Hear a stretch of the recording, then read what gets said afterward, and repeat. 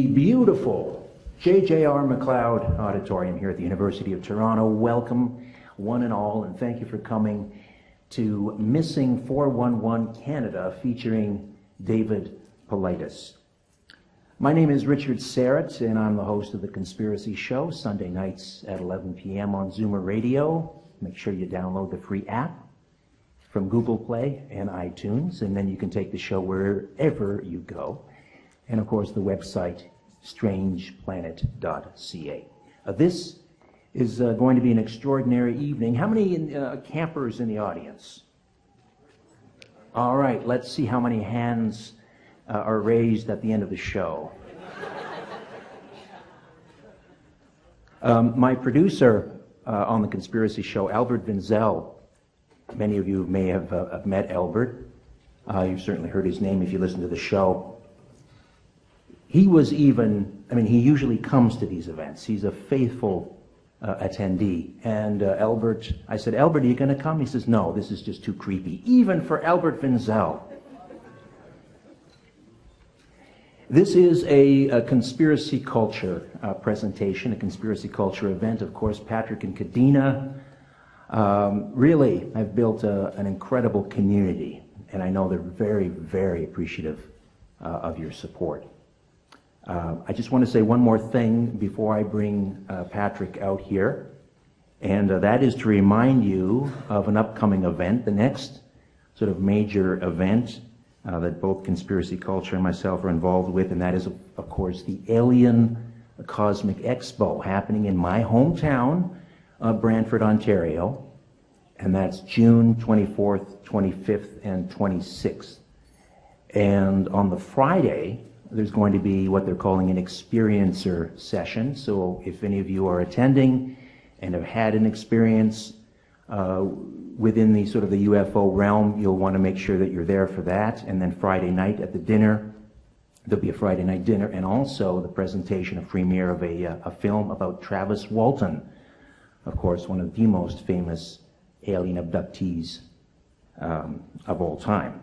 And then Saturday, I'm going to be moderating a panel, a disclosure panel, and it's going to sort of mirror the disclosure panel that happened down in Washington, D.C. a few years ago. So there'll be, instead of former members of Congress, there will be members of the press, and of course an absolutely stellar panel with a who's who. We've got Richard Dolan, Nick Pope, the Honorable Paul Hellyer, Grant Cameron, Victor Vigiani, probably Travis Walton will be on that panel as well, Stephen Bassett, sort of the grandfather of the disclosure movement, some might say. So that's on this Saturday. So again, that's June 24th, 25th, 26th, Brantford, Ontario, and it's at the Brant Park Inn. For more information, and you can order tickets right off the website, I understand, and that's aliencosmicexpo.com. All right, let's bring our good friend Patrick White from Conspiracy Culture out here for a moment.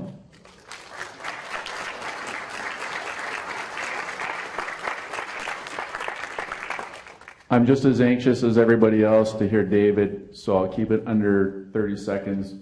I really appreciate everybody coming out to spend an afternoon, evening with us on such a beautiful day. It really means a lot to see such a collective of interesting, wonderful, critically thinking individuals all together in one space. It warms the cockles of my heart. And again, check our website out. We post news, videos. If anything's going on in Toronto relating to these topics, we'll usually have banners up on the website. It's conspiracyculture.com. Thank you to our helpers. Thank you to my beautiful wife, Kadena, who's out in the lobby helping out. I hope you enjoy the show. Thanks again for coming out, everyone. Have a good day.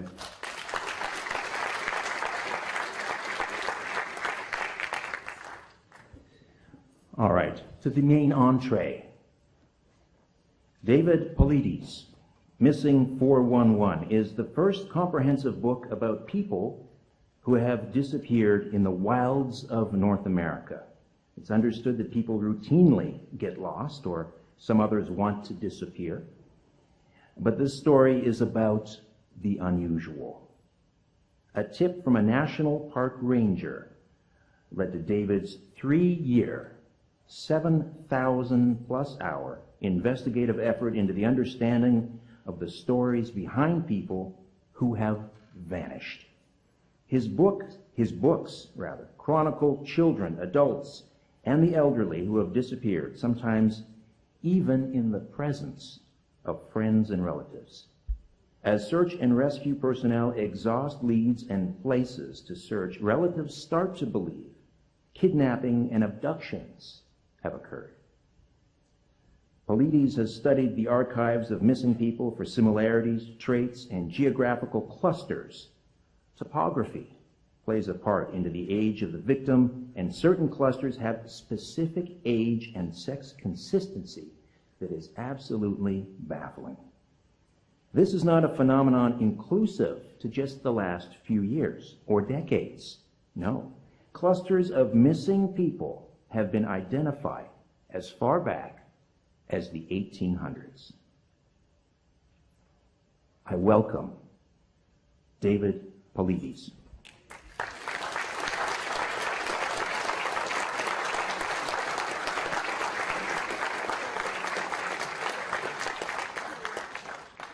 Thank you all for coming. Thanks to Patrick and Kadena and to Richard for setting this up. It's a rare opportunity that I get to talk to people from the North. What did you? Testing. Perfect. So a little bit about me is I grew up in California, Bay Area, suburb of San Jose. I went to school at University of California at Berkeley and the University of San Francisco. I got a master's degree from there. I went on to being a policeman in a small town called Fremont in the Bay Area. Finished my career with San Jose Police. Worked on the MERGE team, which is the SWAT team. I worked in street crimes unit, the decoy teams that work downtown. Worked as a detective. My final few assignments were as a sex registrant task force member. And at the end of my career, I was working in a liaison unit. After my 20 years in law enforcement, I thought that it was going to be enough, and I had a friend that ran human resources for Fujitsu Corporation. He said, "Dave, come work for me." And I had a master's degree in HR, so I went there and ended up taking everything west of the Mississippi and running HR for them for a couple years. It was a real interesting paradigm shift for me to see the workplace and apply investigations there. After a few more years in HR, I ended up leaving, and I thought, okay, that's enough. I've got retirement now. And then some things happened, and some people in technology approached me about some things to do. And namely, it was a person out of the Yukon that had a technology company that was bringing new, innovative research to the diamond industry. And that's how I learned about Canadian diamonds. And I spent 3 years with this company as the head of business development, went to Africa, talked to the people there, mining people, and essentially traveled throughout the territories and the great north here and learned about the great people here and how close you and I are that many people really don't understand. And when I got into this research, the closeness between Canadians and the U.S. on missing people is almost beyond comprehension. They're almost cookie-cutter cases that we're going to talk about tonight. There was an article in the Star, and usually I start a talk about something local, and there was an article in the Star about Morley Safer. And we kind of laid claim to him in the States, but he was really from Canada. And they talked about how Safer was entrenched in the U.S., but never lost his Canadian sensibility. This is a quote. He had that little bit of ironic distance that Canadians have about the United States. They love it, they love coming here, but it's a wider sphere of opportunity, but they have that little sardonic twist about the United States. And let me tell you that many U.S. citizens have that sardonic twist about our own country. So I can tell you that we're a lot closer than most people think. So first of all, we're going to go through some slides here about things that happen close to Toronto. We'll start there, and then we're going to slowly move out. So I want to grab your attention and let you know it's happening really close. Yeah, sure. One thing that's in my books is the word coincidence. A lot of people don't believe in it. A lot of people think, well, if it's a coincidence, there has to be some underlying ties. And this is a quote that we have on the wall in our office, and I think it's important. This quote came up about a month ago. I want everyone to read it, and I'll give you a few seconds, but I think it's right on key to what we're doing tonight.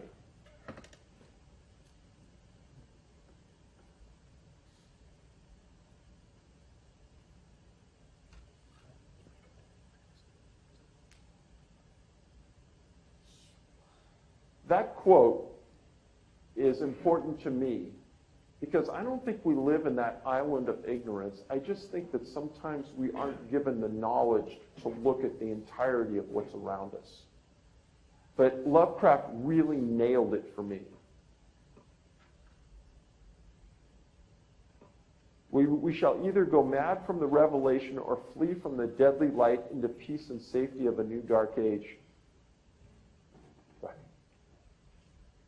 So, talk about what we're doing tonight.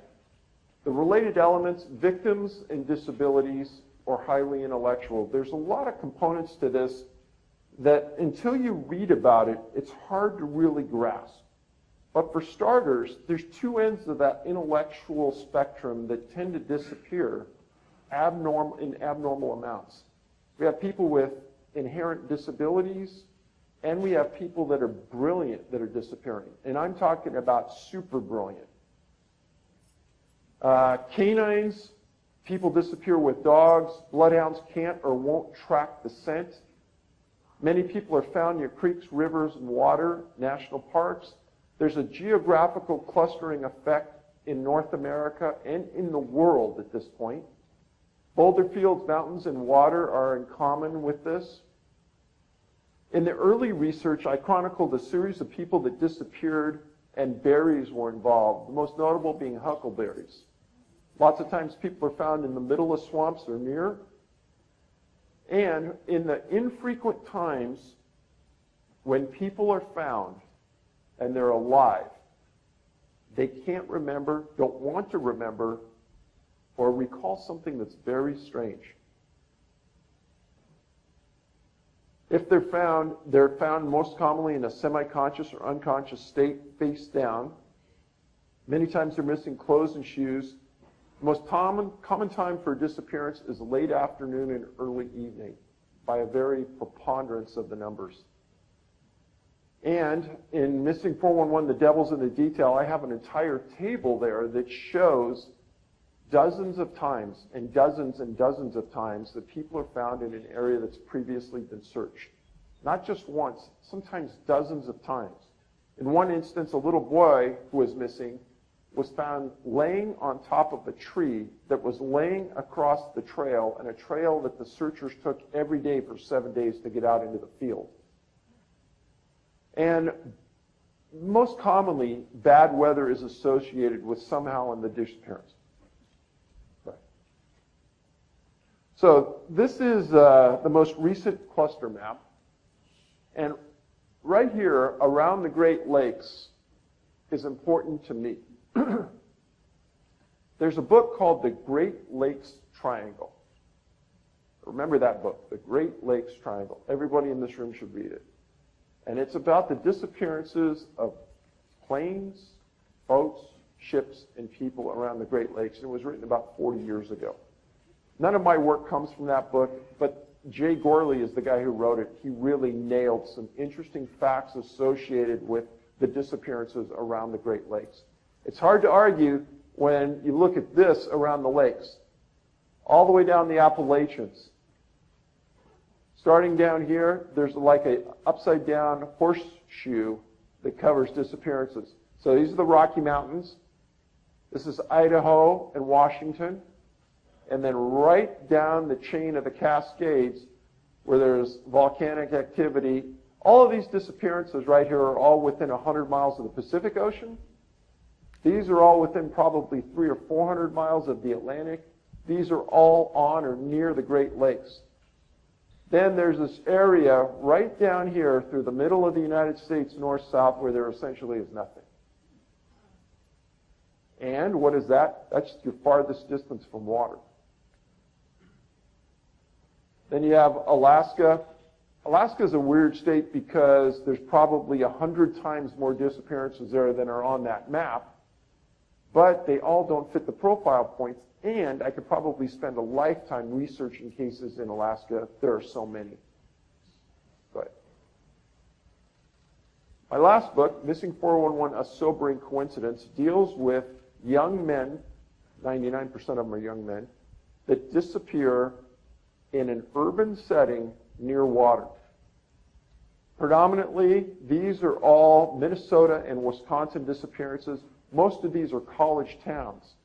Person's in a bar, drinking with friends. All of a sudden, their friends look around and they're not there anymore. And they don't even know how they disappeared, but they weren't there. There's a big search, they're not found. Days later, they're found in the water. I'm not going to take credit with finding this revelation because another detective from New York did it. But he originally got onto it by, he found bodies in the Hudson River of young adults, mostly college kids, that went missing. They pull the kid out of the river, and the kid's gone 8 days. He's been missing for 8 days. Well, the coroner looks at the body and says, well, it only shows evidence of being in the river for 2 or 3 days. Well, where's the kid been for the other 5 days? Then some other people started to pick up on it, and they said, oh, well, this is happening in Wisconsin and Minnesota. I want everybody to go home, and later on, I want you to Google Manchester Canal deaths. Manchester Canal deaths. Manchester, the UK, this is going on right now. They have over 60 of these cases. And they've kind of coined this the pusher, because they think somebody's pushing these people in the water. It's never been caught on film. It's never been seen. There's never been a suspect. Yet all these people have died. Now, if you look up here, Boston, New York, goes up inside the East Coast. There's also, weirdly, a few cases around LA, a few in Arizona, and a few around New Orleans, a few in Florida. But predominantly, these are focused around the lower Great Lakes and the East Coast. And we're going to talk about these cases right here tonight. Next. Common denominators. Anybody tell me what the common denominator is of each one of these adults?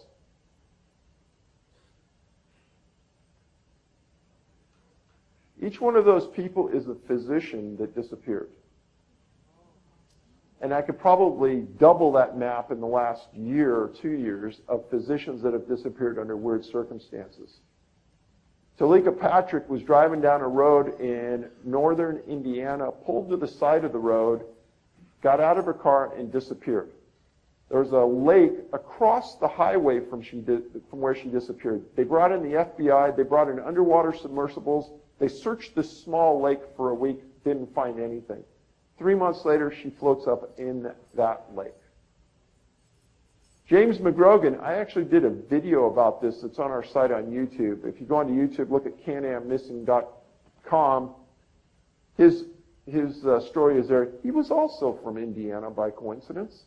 And he came out to Colorado to do a hike outside of Vail, and he disappeared.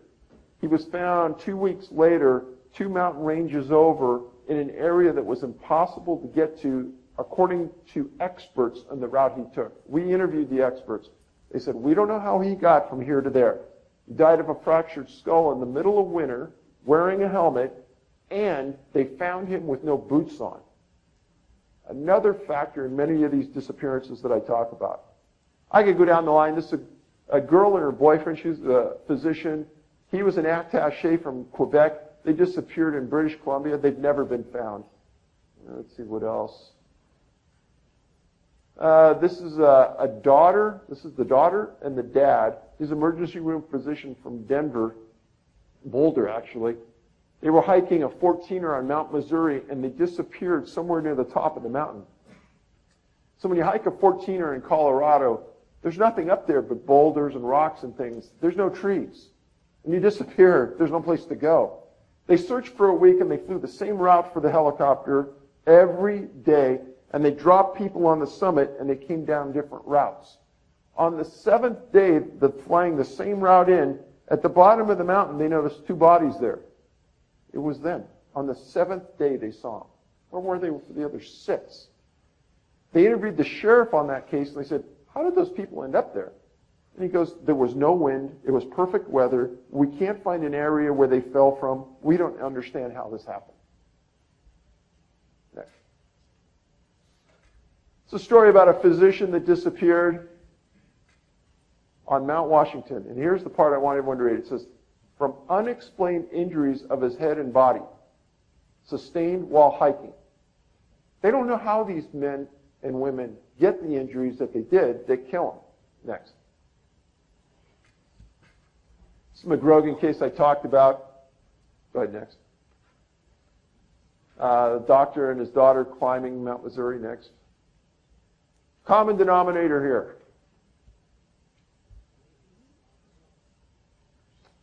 Weird group here. All young ladies and women that have disappeared and never been found.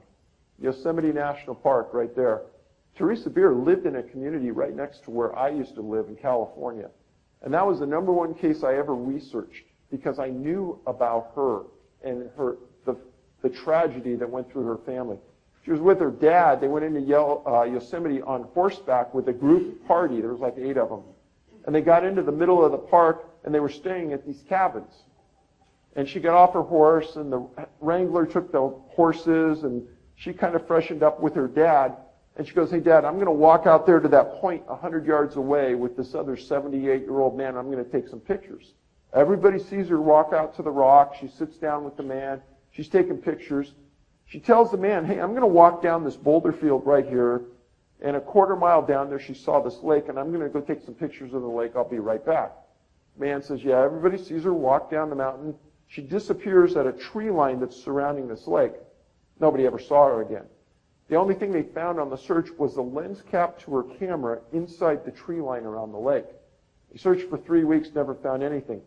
I filed the Freedom of Information Act against the National Park Service for that case, and an attorney called and asked, why do I want that case? I go, hey, that's an inappropriate question. According to the law, you can't ask that if you're going to release it or not. I'm doing research and I just want the case. No. I go, what do you mean no? Well, we're not going to say anything more, but no. 2 weeks later, a special investigator from the National Park Service, an agent named YU, calls me and says, why do you want that case? I said, what does it matter? I just want the case. She lived in a community near me. Now, quote him, you will never see that case. I go, why do you talk to me like that? He goes, you're never going to see it. That's the only case that the National Park Service has that I've identified by name, date, and location that they haven't given me, and I don't know why. She's never been found. That's Stacey Harris. Teresa Beer disappeared in Great Smoky Mountain National Park. Great Smoky Mountain National Park. Colorado. She went to her grandparents' dude ranch outside of Pinedale. Her brother said, yeah, everyone saw her walk down to this area and she was going to sun right next to this beautiful lake.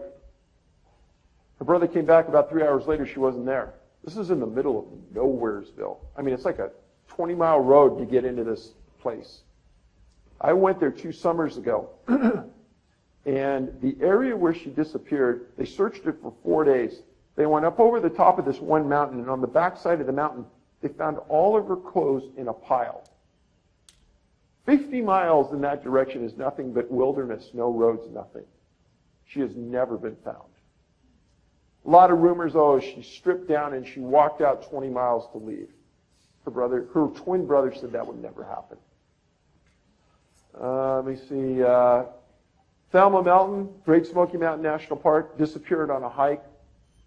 In Arkansas, Park, Arkansas, disappeared walking on a trail in a state park, never found. Amador County, on the outskirts of Yosemite, her husband was tilling the field. She was riding it with him. He dropped her off, and she goes, I'm going to just walk home. It's like 100 yards through the field. She's never been found. Next. Common denominator. This is an interesting one. Anybody know? All runners, they were all runners that disappeared. Jarzik, running on a sidewalk in New Jersey, disappeared, was found in the Hudson River. Glenkowski, running outside of Northern California, she disappeared at the same time a second person disappeared in that same state park within 11 days. Both were found, both deceased. Victor Tenney, a world-class runner we're going to talk about later. Another world-class runner disappeared on the hills of Hawaii. Jonathan Ajay is a LA County sheriff, disappeared in Devil's Peak on the backside of LA County, running in the mountains, has never been found. Mika True, a world-famous athlete for trail running, disappeared, was found 3 days later laying in a creek, deceased. Anybody know this man right there? We'll talk about him later. And Michael Lemaitre was running a race in Seward, Alaska. And he was the last man to reach this peak. And you run from Seward up to this peak, and then you come down. He was the last man up, and the race profiler said, "Hey, are you okay?" He goes, yeah, I know the way down. I'm going down. The official said he saw him going down. Never seen again. Huge search. Never found. Next. Okay, Jeffrey Boucher, Whitby, Alaska. Anybody tell me about the case? Disappeared last year, the year before. Never found. Okay, he's a high school teacher. High school teacher, 2 daughters. Mr. Stability. Every morning at 6 a.m., he wakes up, rain or shine, snow or ice, and he runs. His wife says, I heard him get out of bed, I heard him put his shoes on, and he left. He didn't come back. She calls the police. The police start searching. They know the area he runs in every day. He's not a person to take risk. He's a very simple, stable, simplistic person who runs in this kind of rural area out in Whitby near his house. He didn't come back. They brought in canines. Canines didn't find a scent. They tried to track. They couldn't find any tracks that they could guarantee were his. They thought maybe, and his wife said, no, I don't think so, but they thought maybe he ran off the wharf and slipped on the ice and fell in the water. So they brought in robotic underwater cameras and they searched that area for days. They didn't find anything. It went on and on like that. Next.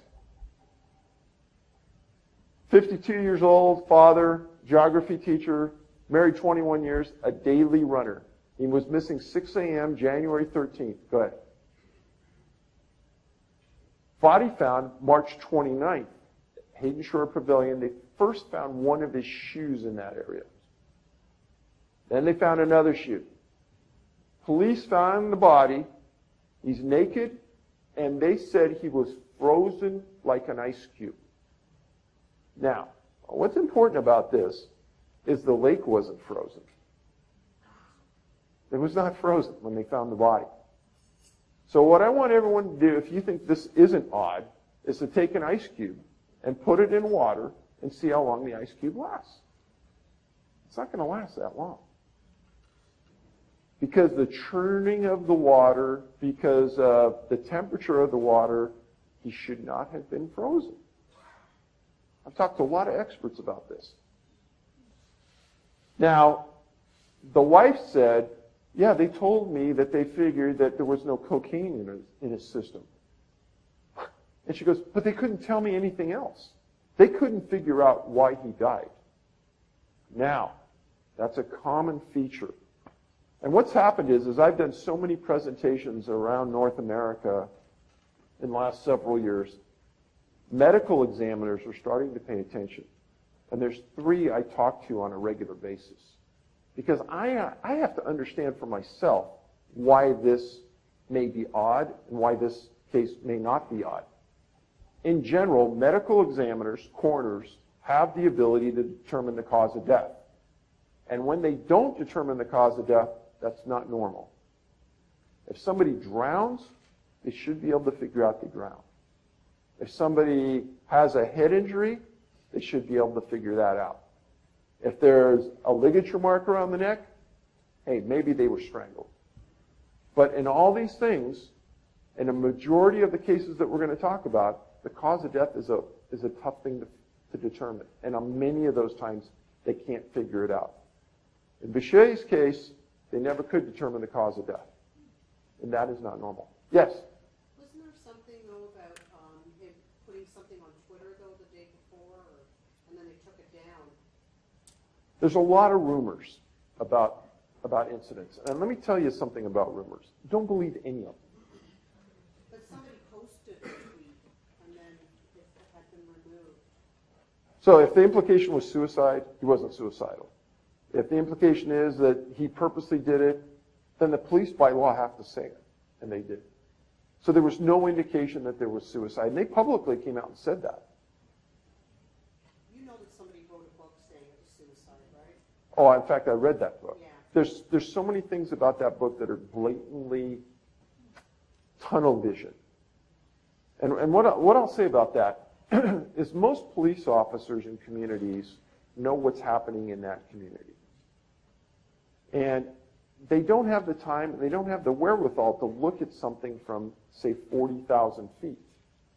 Now, when that lady wrote that book, she was looking at it, in my opinion, from that community's perspective.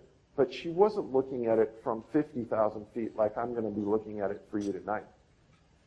Now, Boucher had so many of the profile points that we're talking about in my last book, it should overwhelm you with the coincidence.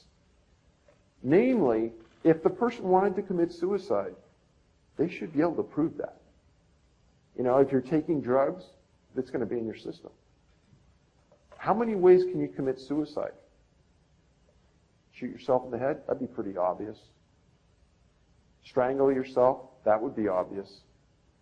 But none of those points are visible. Go ahead. Anybody know about this case? Happened in the province here. Rainbow Falls Provincial Park. She was a teacher just east of Thunder Bay, right on Lake Superior, camping with 2 cousins and 2 friends. In the morning, Christine gets up, and she's with one of her friends, and they went on a jog. As is so common in these cases, the other one comes back and says, somehow we just got separated. And that's exactly what it says 1,000 times. I don't know how, but we just got separated. And again, when you're looking at one particular case, I'm the policeman, I'm going to look real hard at that person she was last with. That's just the way it is. And I may sit them down in a room and go minute by minute about what happened. But again, if you look at the case from that local level, it's a local issue. And you're going to hear local solutions. Go ahead. Huge search, 80 officers, helicopters, airplanes. They have forward-looking radar, infrared radar, meaning that if there's a heat signature anywhere on the ground, if there's a bear or a deer, it's going to come up. Canines don't find a scent. No aggressive bears were in the area per parks. Cousins and friends were cleared of any ill intent. Trails in that area were very well defined. Many of them were paved. Christine Kalika is still a missing person to this day. Next. This is kind of what the park looks like in that area. It's gorgeous. Parts of it are really thick. But again, if you're going to run the trails, it's really well defined. You may think, well, if it's a bear attack, there's going to be a big scene. And this is what I try to explain to people. Whenever a bear attacks a human, you are going to fight for your life. And you're going to scream, you're going to yell. If by chance the bear wins the battle, there's going to be blood, hair, clothing. There's going to be drag marks. It's going to be so obvious you can't miss it. None of this stuff happened. None of it was visible. Next. This is the runner from Seaward I was talking about. That's an actual picture of him when he was coming up the mountain. That's Seaward in the background. Paul was an older guy, but he had run for years and years and years, was in phenomenal shape. Where can they go? It's unbelievable. Nobody can understand this. Go ahead. Mika True ran every day of his life, ran with his dog the majority of the time, disappeared for several days when he was running, and they ended up finding him in 10 inches of water, up to his chest. His right arm was down, the left one up, and the weird thing was one of his shoes were off, laying in water. And they said he had cardiomyopathy. Nobody could believe it because he was in such phenomenal shape and never had a medical issue. A lot of times, what you find in talking, when I talk to medical examiner friends of mine, they say that there are local answers for local issues. Many times, the victims' families don't believe the medical examiner, and they'll hire an outside medical examiner to do a secondary autopsy. About 80% of the time, the findings by that second medical examiner are in conflict with the first. And it's not that there's a suspect in the case that they're trying to prove. It's just the facts don't support it.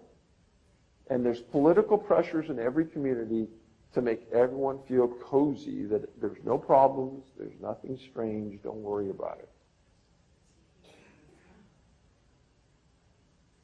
A very, very, very strange case. Victor Tenney in the Canary Islands. That is exactly a look at where he took off running. And just outside that picture to the left, there's nothing there on the ground. He was running up above tree level. There's no place to go. He was a world-class triathlete that ran every day. Next picture. There's the mountain in the background that he was running. He's never been found. Where could he go? And once you start to think, okay, world-class athlete, super smart guy, in a national park, officials have no explanation. They're stymied. We don't have any idea where he went. Now, again, if you lived in the Canary Islands and this happened one time, it's not going to mean anything.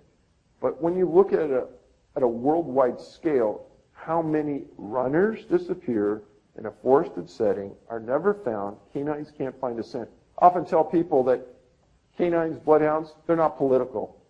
They don't care what day it is. You know, they just want to get out there in the field, and all they want to do is their job. They have so much fun doing it. They want to search. They love that life. And when a dog walks in circles and sits down, there's no scent. They don't care about the politics of it. So how can that be? Doesn't make any sense at all. It's a math professor, and when I talk about smart guys, he's brilliant. And he was training in the Waianae Mountains in Hawaii on Oahu, disappeared. And those were the mountains that they look like. I've actually been there many times. They're not treacherous. It's not dangerous. That's why he was running there. That's why he was training there. And they found him at the 7th day off a cliff in an area that no one expected him to be in. And it was an area that was overflown by HPD for 3 or 4 days with FLIR, and they didn't see a body. Next. It's a guy from Hoboken, New Jersey. Police had videotape of him running along the Hudson River on a path that people walked by the hundreds a day. He came back from with some friends at the end of the night. He was training for a long run, and he vanished. And when I heard of this case, I could have bet $1,000 he's going to be in the Hudson River. That's exactly where they found him. Next. And again, the New York detective that first got onto these type of cases was already gone from New York at this. And I read the write-up on this death, and I thought, this is just a complete washover. People aren't looking at it from that 50,000 feet perspective. They're answering this, no signs of foul play, nothing unusual happened, he just fell in the river. Now, in La Crosse, Wisconsin, they had, I think, 12 students from that general area that disappeared over a 15-year period, all found in the river, deceased. And the police chief calls this big meeting, and I talk about it in my book. And he calls the community into a basketball auditorium, and he starts to say, hey, you know what, it just happens. Kids go out drinking, they go and they jump in the river to cool off, or they just fell in the river. And he got screamed out of the auditorium because nobody believed it. And I can tell you that it's an enlightened community that groups together like that and really goes after somebody in authority. And it was funny because the actual mayor's wife in the town told him, you better not do this because none of the community believes you. And I don't even believe you. The mayor's wife. Right? 2 trail runners. This is the first one. Mount Tamalpais is north of San Francisco on the other side of the Golden Gate Bridge, very near Point Reyes National Park, where I've written about other people who have disappeared. It's a picture of Magdalena, takes off running, disappears. Her parents, everyone come out, they're looking for her. Her body was found in a very steep and rugged canyon on the southeast slopes of the mountain. It was located in an area that was not easily accessible. Members of Marin County Search and Rescue that led the search were assisted by other counties as well. They never believed that she would have went there, and her parents said there's no way she would have went into that area. She would have stayed on trails. Next. Within days after that, Marie Sanner disappears in the exact same area with her dog. She's found under almost identical circumstances, and the front pages of the paper in that area all said, there's got to be a killer, there's got to be this, there's got to be that. The police say, oh, it's just a coincidence. Again, 2 cases, nothing for 20, 30 years before, and nothing since. And that's the way a lot of these things happen. Now, if I have 10 cases like this in one area, obviously everyone's suspicion is going to be raised, everyone's going to be focusing that bright light. If I do 1, 2 cases a year, I do nothing for 6 or 7 years, and then I have one other case, things like that happen. But I call this another spoke in the wheel, and this is water-related men's deaths. And at the beginning, I was reluctant to start going down this trail because I didn't really know if I could prove that it was related to the other 4 books that I wrote on Missing 411. After I got into it, canines can't track a scent from the person last seen. A lot of times there's no cause of death, blah, blah, blah, blah, blah. Son of a gun, it's all a match. The difference being is that the paradigm of Missing 411 over here with this over here, some people who don't and won't read the books can easily say they're not related.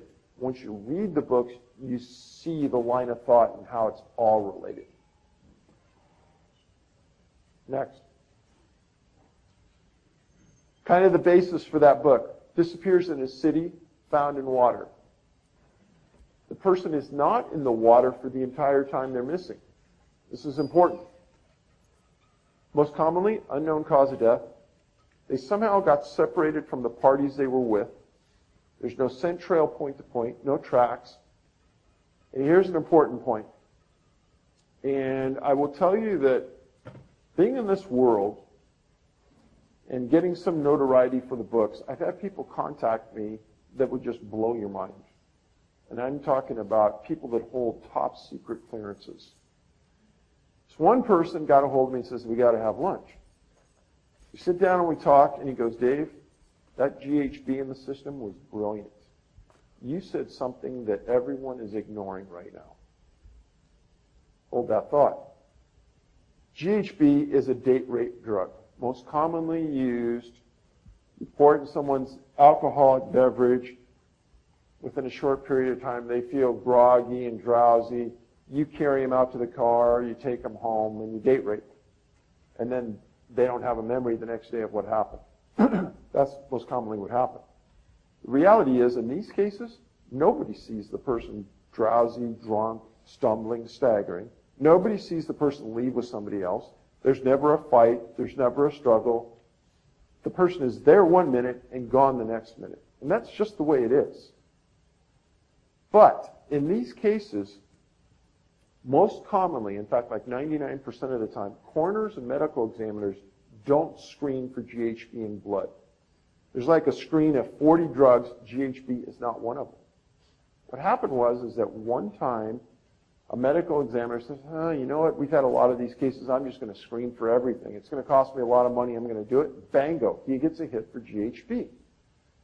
GHB is something that is produced in the body in minuscule amounts. A lot of people don't know this. But in the quantities that they're finding it, it's huge in the body. But it's also one of those drugs that leaves the body quickly after it's ingested. Now, how these people got the GHB is the $1 million question. I've stated before, I think it's something aerosol. I think there's something, some way that someone's targeted. They ingest it through an aerosol means because it's never in their drink that's later tested. They never are taking drugs. A lot of these people are athletes that get drug tested, so there's no way they're going to be taking drugs. This doesn't make a lot of sense. But those water-related deaths, Minnesota, Wisconsin, Illinois, Boston, New York, Michigan, Ontario. Now, how do we know the bodies aren't in the water the entire time? This is pretty simple. And this made me think about all the cases I wrote about on the trail side disappearances. When you disappear on a trail and search and rescue found you and you're dead, these people, 99% of all SAR, search and rescue workers, are volunteers. They aren't professionals. They're people like you and me who volunteer their time to go out and find and save someone's life. They take courses, they do things, but they're not professionals per se. They have certifications. But when they find a body, their job's done. They go home, they did their job. They're never, ever thinking criminal. I talked to the National Association of Search and Rescue Professionals at Lake Tahoe a few years back. And I gave them a presentation much like I'm giving you. And the difference being, there were a huge room of people from all over North America, many from Canada. And this is exactly what I told them. I said, you guys are doing God's work. But you know what? You're never thinking criminal. You're always thinking search and rescue. And there's nothing wrong with that. But I want that paradigm shift to be, when you find a body and it's laying there with no clothes on or it's no shoes on and you can't imagine how the person got there, I want you to look, don't move the body, but look at the feet. Do the feet show wear and tear walking over trails? If not, I want you to think, how did the person get there? And then I also want you, when you're searching, to be thinking of footwear, thinking of clothing. See something odd laying in the middle of nowhere, mark it, GPS it, pick it up, take it. Manchester, UK, I talked about. This is going on right now. I've validated 9 countries where this exact same thing is happening. And the UK is big right now on this in multiple locations, not just in Manchester. Yes, sir? I did. It was excellent. And essentially the guy threw his arms up saying, they don't know.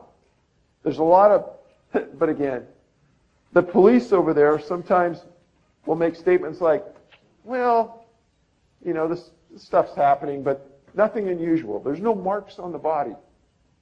Somebody, he might have slipped and fell in. And then I talked to some people in the UK who knew a lot about these cases, and they said, well, yeah, Dave, but what they're not saying is those canals, most of the time you could just stand up in them.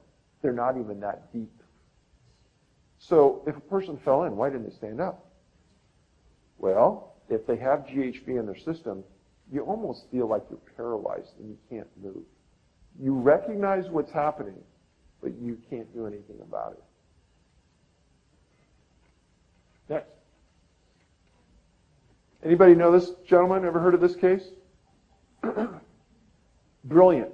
Physicist. Missing 12310 Deep River, Ontario, 41 years old, born in Melbourne, worked for the Atomic Energy of Canada, worked at their Chalk River labs. He was an athlete on the side, loved curling, wasn't married, lived alone in a single-family house, just like probably you and I live in. Next. January 23rd, he missed the curling championships, and this is what started to trigger a steamrolling effect as to what happened to Lackland. Reported as a missing person. He's what's called a powder diffraction expert at work.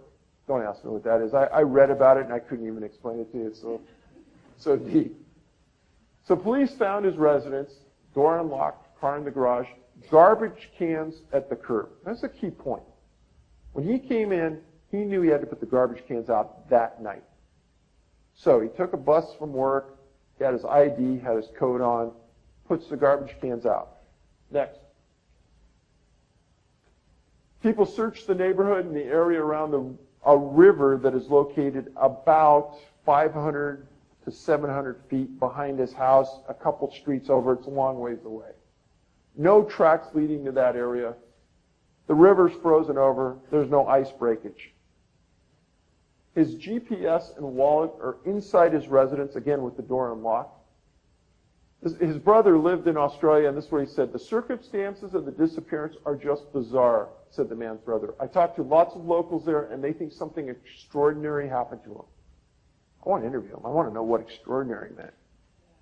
Because super safe community. It's in the middle of winter, essentially.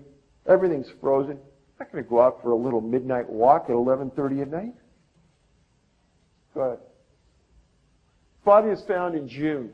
2 canoeists in the Welsh Bay, east of Deep River Marina, find his body in 2.5 feet of water.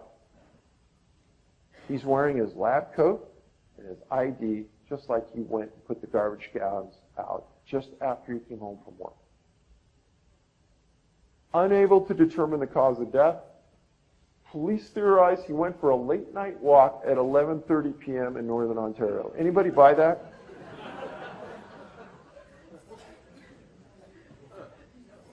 But his brother said that the police told him they really have no idea what happened to him.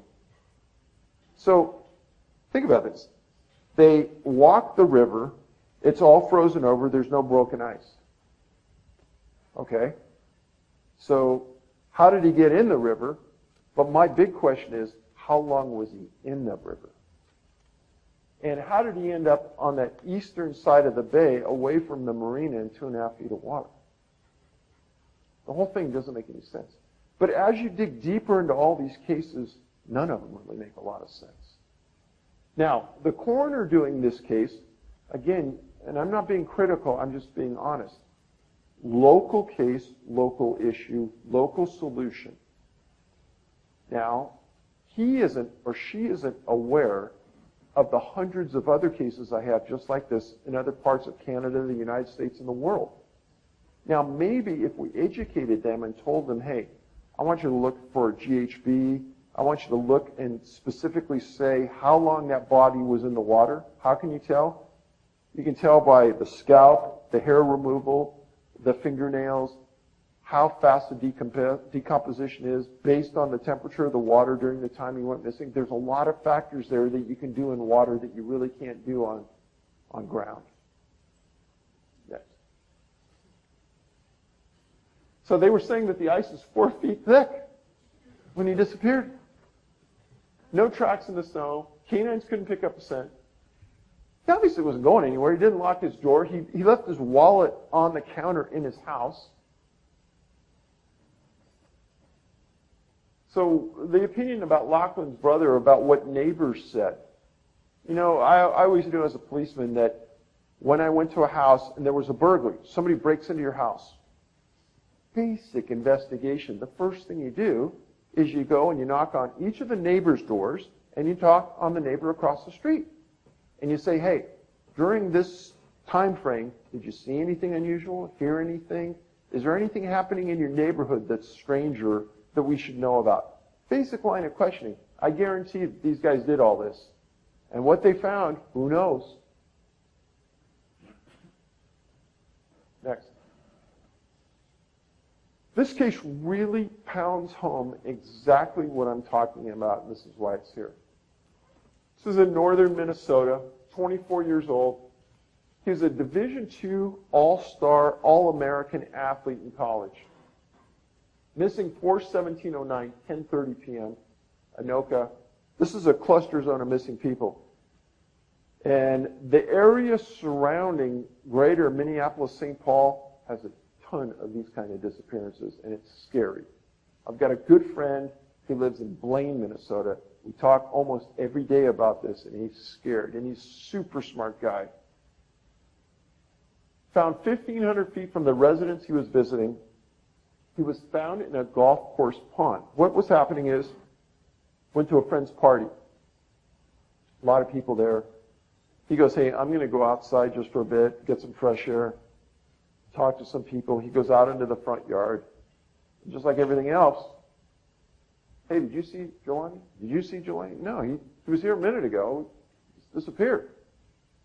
So there's no cause of death when they eventually autopsied the body. But they start searching, and they find some socks over here in this backyard, and they find a cap over in this person's backyard, and they start looking around. They can't find anything.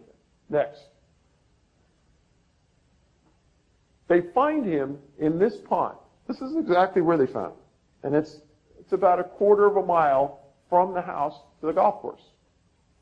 Now, this area all around here, it had been raining super heavy for the previous 3 or 4 days. And the golf course was shut down. It was all muddy and mucky and yucky. Well, every once in a while, the cops do something right. Every once in a while. I got to give them credit. They pull the body out of the water, and no shoes, but his socks are on. Kind of strange. And the cops look at the socks, and they're perfectly clean, like they just came out of the washer and the dryer. And the cops say, well, this doesn't make any sense. How did he get from the house to over here in clean socks? Because it's all muddy. Look at what the muck we're standing in. So the head of detectives who was interviewing says, someone placed Johnny in the pond. And he says, it's the most frustrating case in my career. Why is it the most frustrating? Is because when it went to the coroner, they couldn't determine the cause of death. Meaning, in their opinion, he didn't drown. He didn't die from hypothermia. He didn't kill himself. There was no drugs in his system. But why this case is important is because it shows that picture that there's no way for him to walk from point A to point B. And maybe that is the point of most of these cases.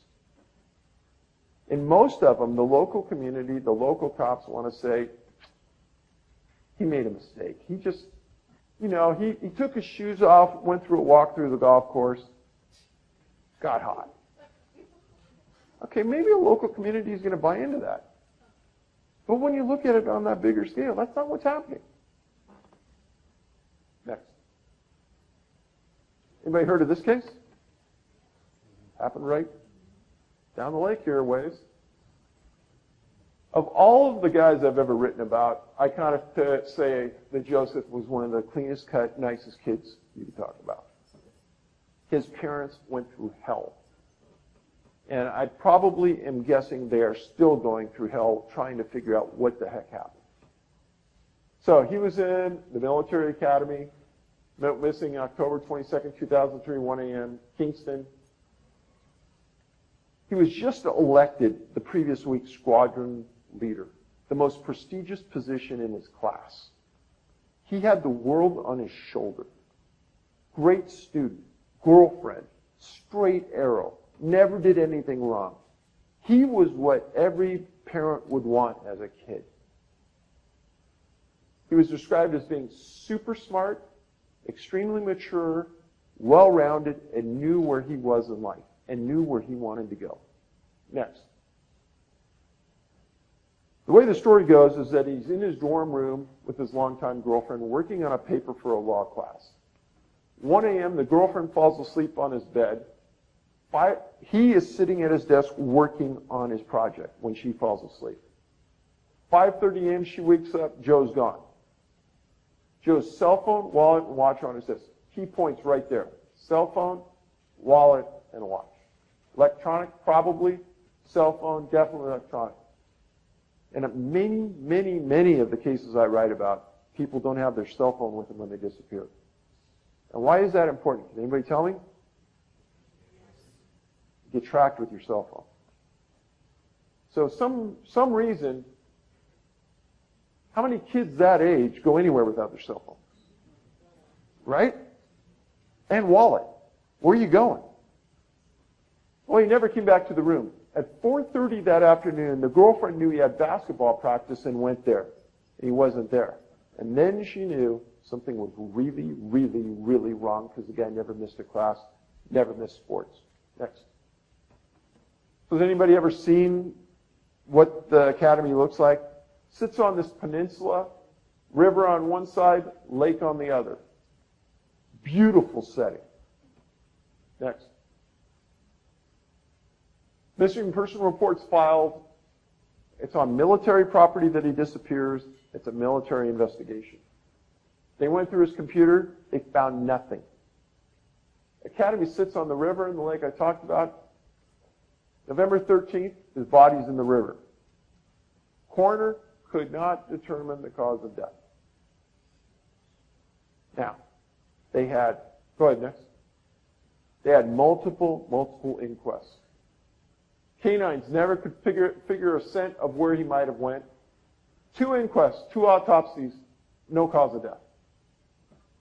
Parents stated the Grizells always maintained that their son's death was neither an accident or a suicide. What does that mean?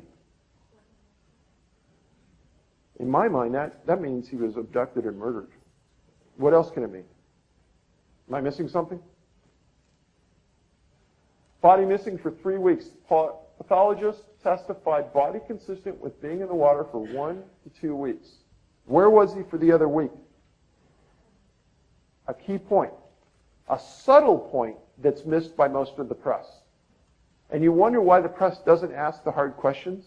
I would have said at that press conference, well, if he's 1 to 2 weeks, where was he for the other week? Well, we don't know. Well, another consistency in many of these cases. Is everyone following what I'm saying? Everyone? Yeah? Okay, next. The most recent case that has happened within the last week. Kid from, again, University of Minnesota. Missing since last Tuesday. The date on this is May 19th this year. Medical examiner can determine the cause of death. Walking from school building to school building at the University of Minnesota, disappears, is found later on in the Mississippi River. In a river where there have been many other of the same students from the same university and associated universities that have been found in the river. And this is really near the Ford Motor Plant, where there's been 2 other bodies found in that exact same location, all with an unknown cause of death. But that is the most recent case.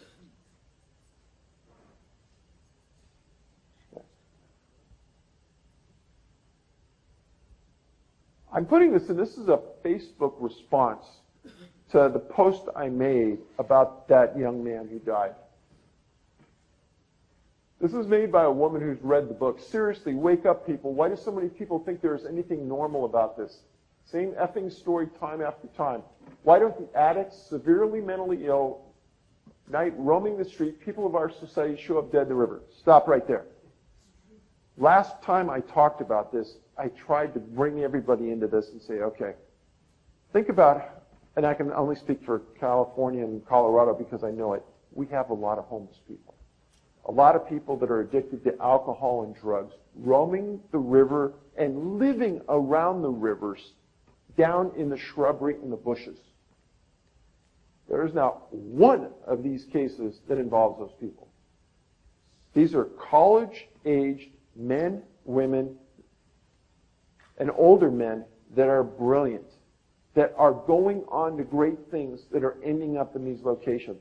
If you used common sense, you would say, there has to be some of those people, Dave, that are ending up in those locations, and you're not talking about them. I wish there were, so I could maybe make some sense of this. It's not happening. And I put this up here because this woman sends me a lot of emails, but darn if she isn't right on key with what's happening. I've been researching these issues for years, read his book, school, and we're constantly told no foul play. Every one of these cases, the police come out and say no foul play. And the majority of the public buys into this. That is an injustice to the families of the victims and beyond disrespect to the young men and women. That's why I'm telling you that on all of the parents, all of them will say, my son wouldn't do that. My son didn't do that. My son wouldn't go for a swim in the river when he's going for greatness at the military academy. He's not going to walk out of a room without his phone and his wallet. However, I believe law enforcement investigators are beside themselves with these cases. It's out of their control. One thing I talk about to people is that in politics, and I can speak directly to this, there was a case we had that involved a motorcycle gang in California. And they killed this guy in a bar. And this guy was a good guy. He was there with his girlfriend. And one of the bikers was hitting on the girl. He said something, and they walked out to the parking lot. And she was in the bathroom, and they killed him. We know who did it. And we went out and we interviewed this guy at the hospital the next morning. I was working Vice Intelligence at the time, and I knew a lot about motorcycle gangs. We interviewed the guy. The description he gave, we knew who it was. We were going back to the police station to get a photo lineup done and take it back to him, and he ended up dying. He was beat bad. So we go back into the chief's office with our lieutenant with a plan about how we're going to go in and infiltrate the biker gang and arrest this guy. And the chief, I'm in there with my lieutenant, and it was a great plan. And the lieutenant even said, oh, he's going to buy into this, Dave. Just lay it out for him. So I lay it out for him. Chief says this. It's a big case, right, Dave? I go, yeah, it's a big case. And we're going to take down one of the biggest biker gang members in California, right? Oh, yeah. He goes, Dave, remember something. Big case, big problem. No case, no problem. That's it, guys. And we walked out of the room, and I looked at my lieutenant, and I walked in the hallway, and I go, can you just believe that? We heard that? Because that's unbelievable. I apply that here because if there is no problems, if there is no foul play, we have no issue. See what I'm saying?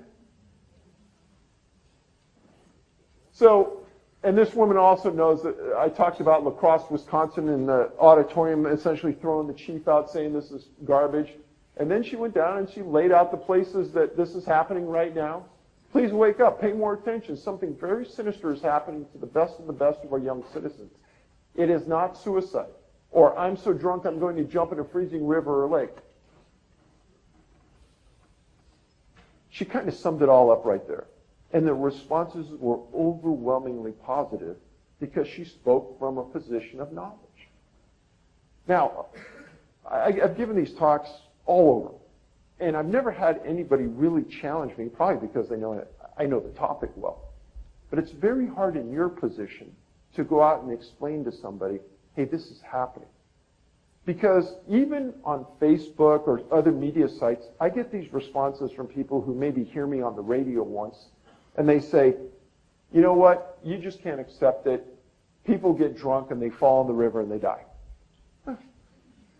Again, if you buy into that, then at least do me the favor and read a book. And see the evidence I lay out, and the methodology makes some sense. Go ahead. Anybody tell me the common denominator of this group? Exactly. Very good. Hunters. Now, what's important about all of these cases is that there's a historical perspective to it. It didn't start happening 2 years ago. This has been happening for a long time.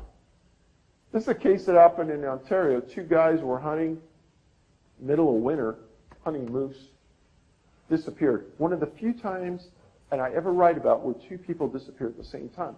What's interesting is this man right here, he had a disability, and he could hardly, he worked for the railroad, and he could hardly walk. And his relatives said, he can't walk more than a couple hundred yards at most. So they were going to set up in an area and wait. People come back for him. Both of them are gone. Both of them never found. This is the weirdest case right here. His last name is Salmon, S-A-L-M-E-N. I talked to his wife. He was hunting in British Columbia on a lake where there have been many, many disappearances of unexplained origin. He had his dogs with him, and the wife said he brings his dogs everywhere. He parked his camper in this parking lot, and one night, for some reason, he left the camper without the dogs. Other campers in the area hear gunshots, and they call the RCMP because it's in the middle of the night, they think poaching or something. And then some people even thought they were getting shot at.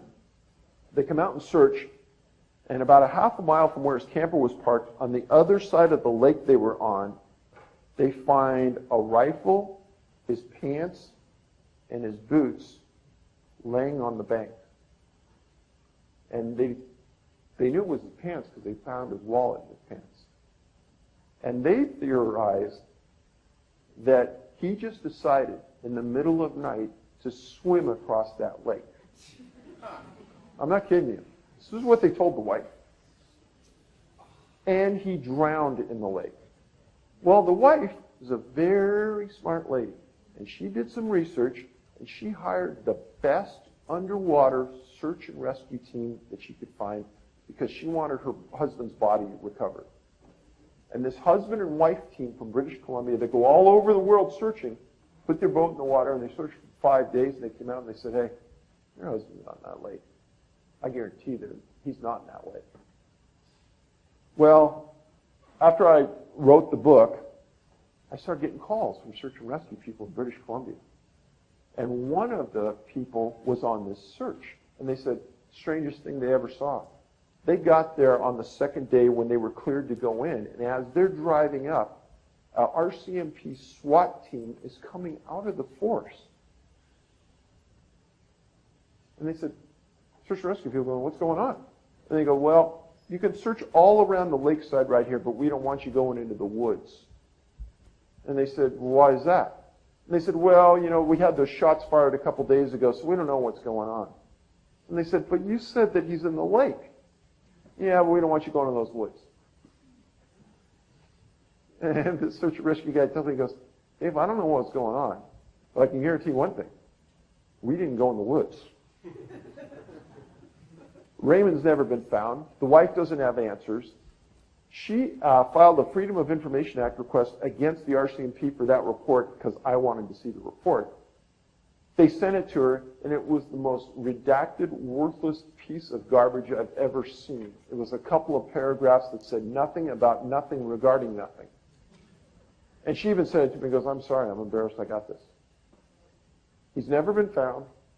There's really no good explanation what happened. Yes?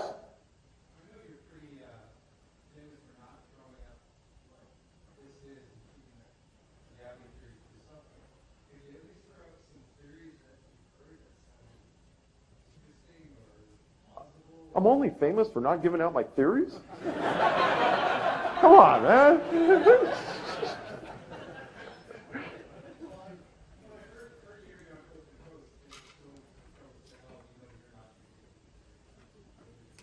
I'll tell you what, I'll give you my due later on about that. Let me get through this, and if I don't say, remind me. Okay? Go ahead. Next.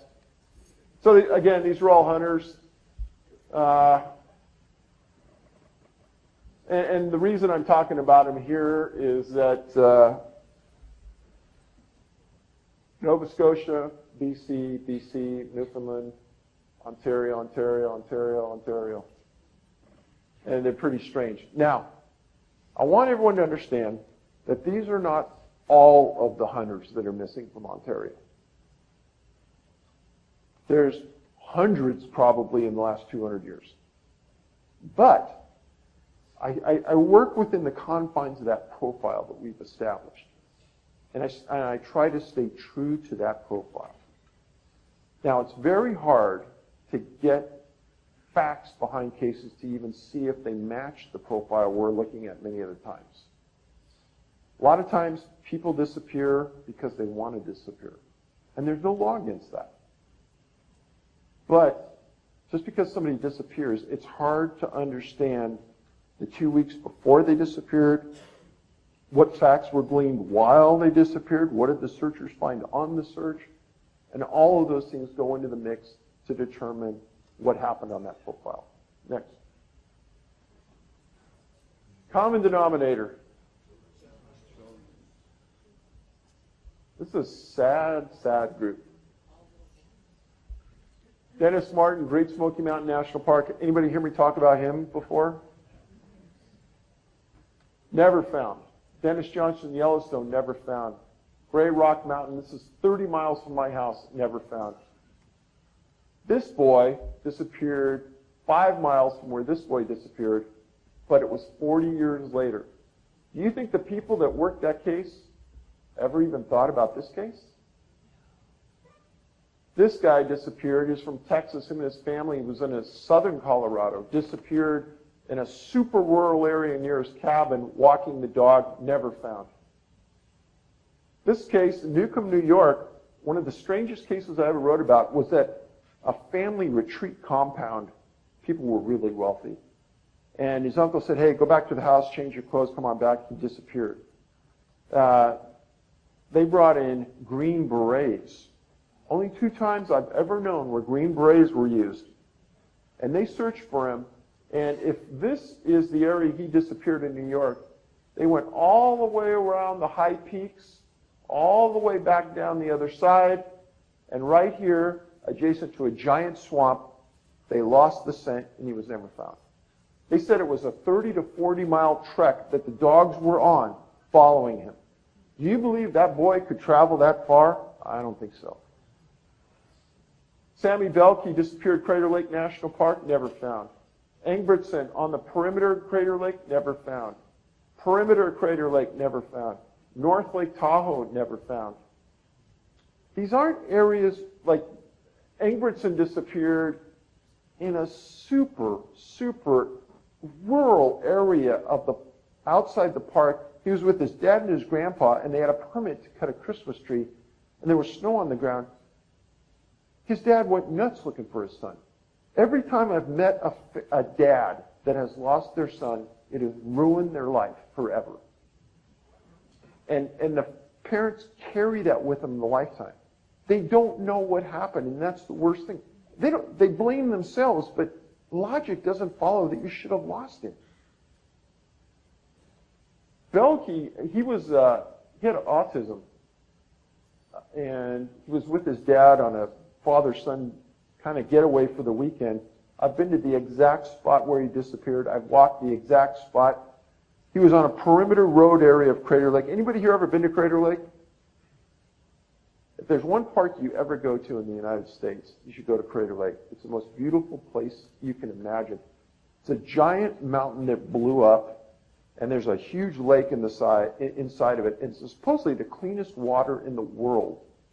And it's dark blue. It's just gorgeous. And around the perimeter of this, they have a road. Him and his dad were driving the road. They stopped. He got out. He ran to the top of this hill, and his dad said, hey, come back. Make a long story short, the son ran over the other side, and for 20 miles, there's nothing. And Park Service threw everything they could at it. That's what they said, and they never found him. I interviewed the sheriff of the county where that boy disappeared.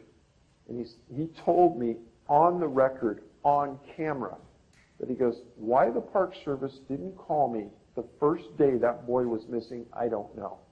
They waited to the end of the second day to get more resources in there, and then we threw everything we could at it. And he goes, my rule is, when a young boy is missing in the woods or a young girl, we throw everything at it from day one. Why they waited, I don't know. Now, how many people know I was involved in making a movie called Missing 411? Movie's just about pretty close to being done. This is one of the stories that we highlight in there. And the reason it's highlighted is because it deals with the National Park Service and their refusal, number one, to help me at any level in figuring this stuff out, releasing data at any level. National Park Service in the United States has about 300 locations, national parks and monuments. They have a huge contingent of federally trained U.S. park policemen. They go to the Federal Law Enforcement Training Center. They're highly trained. These guys and ladies are super smart and super good. They're better than most of the policemen in small towns around the U.S. because of their training. And it's because of that I knew that they would have the data I wanted on missing people. Let's face it, I could interview any police chief in a medium-sized city in Canada or the United States and ask them, I want a list of missing people from your jurisdiction, and I would have that within 30 minutes. I can almost guarantee that for a fact. We filed a Freedom of Information Act request against the National Park Service for a list of missing people on their properties. And they stated they don't have a list of missing people. Their response was, we rely, this is a quote, on the institutional memory of our employees for that. I swear, it's the truth. And Many times I've gone back to them saying, well, have you gotten a list? No.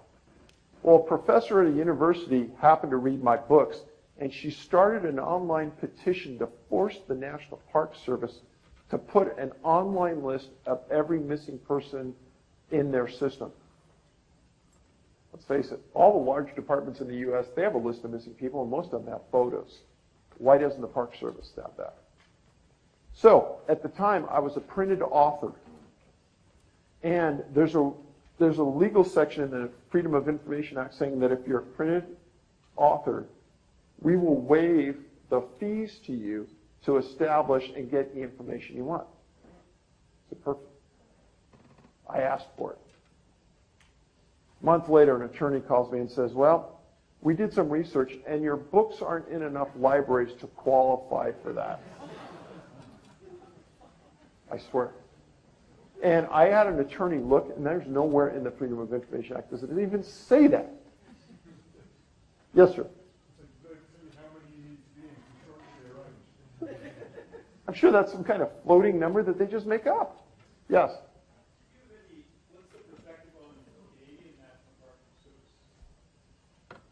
That's what I was saying at the beginning. You and I are tied so close you don't understand it. But many of the disappearances happened in parks. And, I mean, I'm just talking about less than 3% of 2%, maybe, of all the cases I've documented, which is about 2,000. And tonight you're going to get just scratch the surface of the issue. But your Freedom of Information Act is just like ours. Now, why would these things be occurring on federal property? Because they control the investigation. They control the information. Now, when the incident happens in a state park or on a county park or on public property, I don't have a problem getting it. But now when you start talking federal, many times they don't want to give it up. I don't know why. Next. Next. Has anybody ever heard me talk about Charles McCullers? You guys? Okay. It'd be boring, but I'll. So McCullers was a 19-year-old kid fresh out of high school from Virginia, and he wanted to tour the national parks before he went on to college. I know a lot of kids that have done this. It's not that abnormal. So he goes to Crater Lake.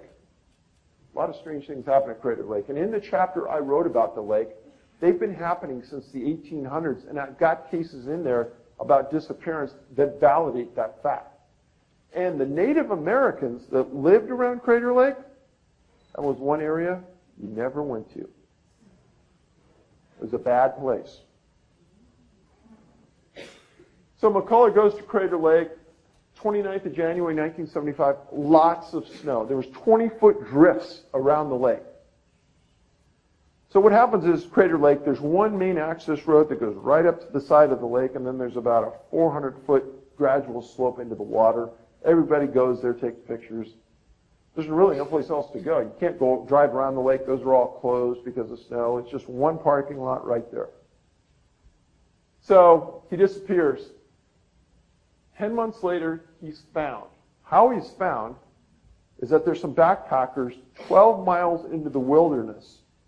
They go up this box canyon, and there's a 6-foot in diameter Douglas fir tree that's fallen across this little creek.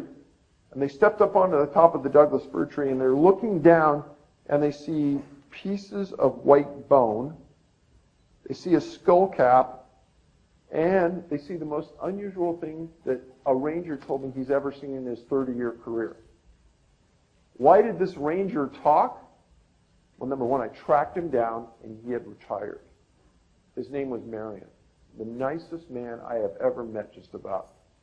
And I went to his house outside of Medford, Oregon. I knocked on the door, just never called him or anything. And I said, hey, Marion, my name's Dave Paulides. I'm a retired policeman. I'm investigating some cases of missing people.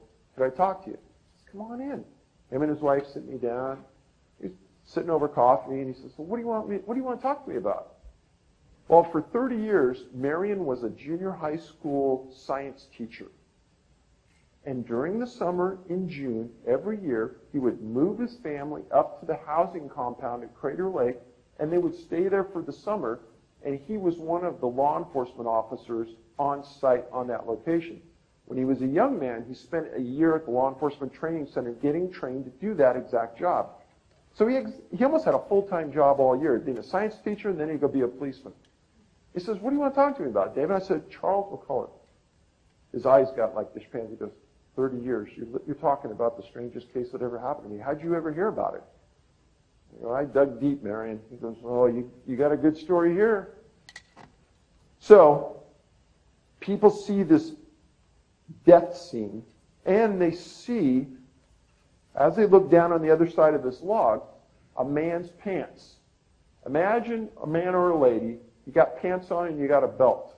You unbuckle the buckle, you drop your pants down to your socks, you drop your underwear down to your socks, and that's exactly the scene as they're looking down. Socks at the end of the pants, buckle undone, underwear inside, but just the rim of the underwear because the rust had rotted away. People backed out of there, went in, told the Rangers. Marion and his partner got on horseback and rode in 12 miles. And he said, Dave, we got there, we looked around, and we said, this is not good. And they said, we backed out, we went back to headquarters, and we called for an FuII evidence response team from Portland, Oregon to fly in and work that crime scene because it wasn't normal. Something happened there, Dave. But the people found a small backpack that supposedly Charles was carrying. And in that backpack, there was a Volkswagen key. And in the old days, the Volkswagen key kind of had the VW cut out at one end. And his dad had explained to the Rangers, if you ever find this, you found my son. And they found this. But Marion said, Dave, 30 years. Two things I find on every dead body scene I've ever researched and found. And it's been over 100. And what you find is you find boots or shoes. Because shoes and boots are made of a material that doesn't decompose at the same rate cloth does. And he goes, Dave, we looked around there for an entire day. And the FBI came in and worked that scene for a week. They never found his boots. And they found the little bones in his socks from his feet. And he had a broken tibia, the top part of your right leg, that was inside the pant leg of his right pants. And his belt buckle was undone. He says, so you tell me, Dave, you were a cop for a long time. Explain that scenario to me, that he was 12 miles in the middle of winter. How did he get there, number one? Where did his boots go? Why would he drop his pants? Where's his coat? And how could he survive in that environment? And he goes, those were all the questions we laid on the FBI. So Dave, being the good investigator he is, I left Marion's house. The next day, I filed a Freedom of Information Act against the FBI for the report. And what I got was the biggest. Imagine 3 pieces of paper, and 90% of it is blacked out line by line. Why? Yeah.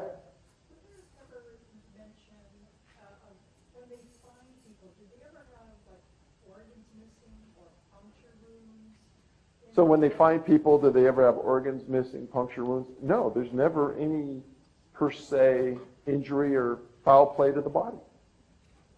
Yes? So that's just after thing for a second. With your experience in law enforcement, what kind of qualifications, what qualifies for redacting? Like what kind of information are they omitting in redaction? So legally, the only thing they can redact is personal or witness information.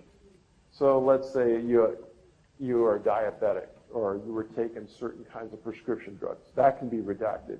Witnesses' names and locations can be redacted. Supposedly, the facts relevant to the case cannot be redacted. But anybody with any moderate amount of intelligence would know that 80% of it was redacted. The things in there, and, the, we, see. It looked like something out of the X-Files. So, pants, no boots, no shoes. How McCullough got that 12 miles in, nobody can answer. And nobody's ever tried to answer. So it's a really a strange mystery. And of course, one of the things I asked Marion, I said, so if somebody had skis, cross-country skis, could they have made it from the side of the lake 12 miles in? He said, no way. I said, how about snowshoes? No way. I said, well, why is that? And he goes, because Dave, we had drifts 20 to 30 feet. You would have sunk in no matter what you were wearing. Okay. Next. Part of the research that I really needed to get through to people at the very beginning was to show the impossible nature of some journeys. I just told you about McCullough, 19-year-old healthy man. This involved David Allen Scott, and 2 years old, missing in 1957, Monroe Village. This is the Sierra Nevada mountains run from north to south, kind of in the middle of California on the eastern edge. And this would be on the southern edge of the Sierra Nevada mountains, on the eastern side of the mountains, fairly close to Nevada. And this is called Twin Lakes. This place is gorgeous. It sits in a valley surrounded by granite. This is just on the outskirts of two national parks, Sequoia and Kings Canyon National Park. And those are just south of Yosemite, which has the biggest cluster of missing people in the world. So, Lost Boy 3, he was actually 2. He disappears, and he's camping right here with his family. There's one road in, one road out. His dad says, I saw him. He was right there a second ago. I went into my camper. I come back out. He's gone. Next. So, they're camped right here. This is a really steep canyon wall. And there's this switchback trail that goes like this, all the way up to here. You go down the other side, then you go up, up, up, up, up, and over the top. This is about 9,000 feet. This is about 11. They search for him. They're not finding him. This guy brings a dog in, and the dog takes off and starts going up the switchback. Now, you can stand anywhere on the switchback and look back down and see your camp. And everyone can see you, and you can see them. There's no cover here. So the dog starts going like this, and at the end of the day, the dog stops. They come back down. The next day, they bring in a wilderness survival team from the military to search this area. And one of the guys decides, well, if the dog stopped here, I'm going to go to the other side, go up over the top, down the other side, and I'm going to start searching in here. Late that day, up this mountain, down the other, up here, they find David Scott on the other side of a boulder dead. They asked the parents, did you see anything on the mountainside? They asked everybody in the canyon. No, nobody went up there. No, nobody saw anything. They asked everybody, could your son have done that? You're kidding. My son's 2 years old. You barely walk across the parking lot. So he's found at 10,500 feet, no shoes, wearing a diaper, dead. How did he get there? Nobody knows. Could your son at 2 years old have done that? Next. So, this boy camping with a group of people and his Boy Scout troop and his dad and his couple other leaders. In the morning he wakes up and he goes fishing with his dad at this lake. Puts his foot in the water, gets his foot wet, and tells his dad, hey, I'm going to walk back to camp to get some socks. It's like 100 yards, down a trail, through some trees, and into camp. His dad watches him walk into the trees. Half an hour later, he doesn't come back. His dad goes back. He's not there. They search for a month. He's never been found. And this area is up near timberline. There's no... Up above, 300 feet above where he disappeared, they found his sock in amongst a group of boulders, but they never found anything of him. Weeks of searching. Next. 7 years old, Jill Hatch. This is very near an area where 2 other guys have disappeared. She went 3,500 feet. She was fishing with her dad along a creek. She disappears. Dad doesn't understand where she went, how she disappeared so quickly. They search for 3-4 days, and they find her body 3,500 feet up this mountain, almost straight up. She's dead, laying on her stomach. Nobody could believe she got there. Nobody could understand how she got there. The creek was 3,500 feet down there. Everybody with any rational sense knows at 7 years old, you're not going to do that. And she left with her dog. Dog was later found okay. They said she died of exposure. That's the other catch-all. You ever die and they really don't know? Exposure, hypothermia. Yeah? What about all the other dogs in these stories? Are they found or are they missing? Or? It's a mixed bag. Majority of them are found. A lot of times, you know that show, The Dog Whisperer? I've written in the books, damn, maybe I should get that guy to come talk to the dog and figure out what happened but sometimes the dogs are found, and I would say in an equal percentage are never found. So are the dogs like? Are they disturbed or are they just, like, is there any emotional issues with them? In one case, a guy disappeared in northern Minnesota. They found the dog, and they did some smart things.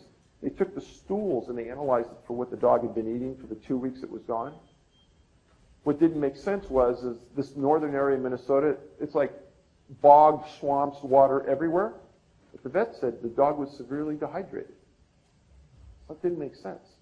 So the thought was by law enforcement, the dog was confined or restricted in some way, somehow, somewhere. But most of the time, guys aren't smart enough to do that. No mutilation, nothing like that. Yes? Yes? When the dogs, the bloodhounds are searching and they lose the scent, has there ever been a time or times where they found some other scent? The dogs are reacting in a way that doesn't make sense. So we like to read their minds and know.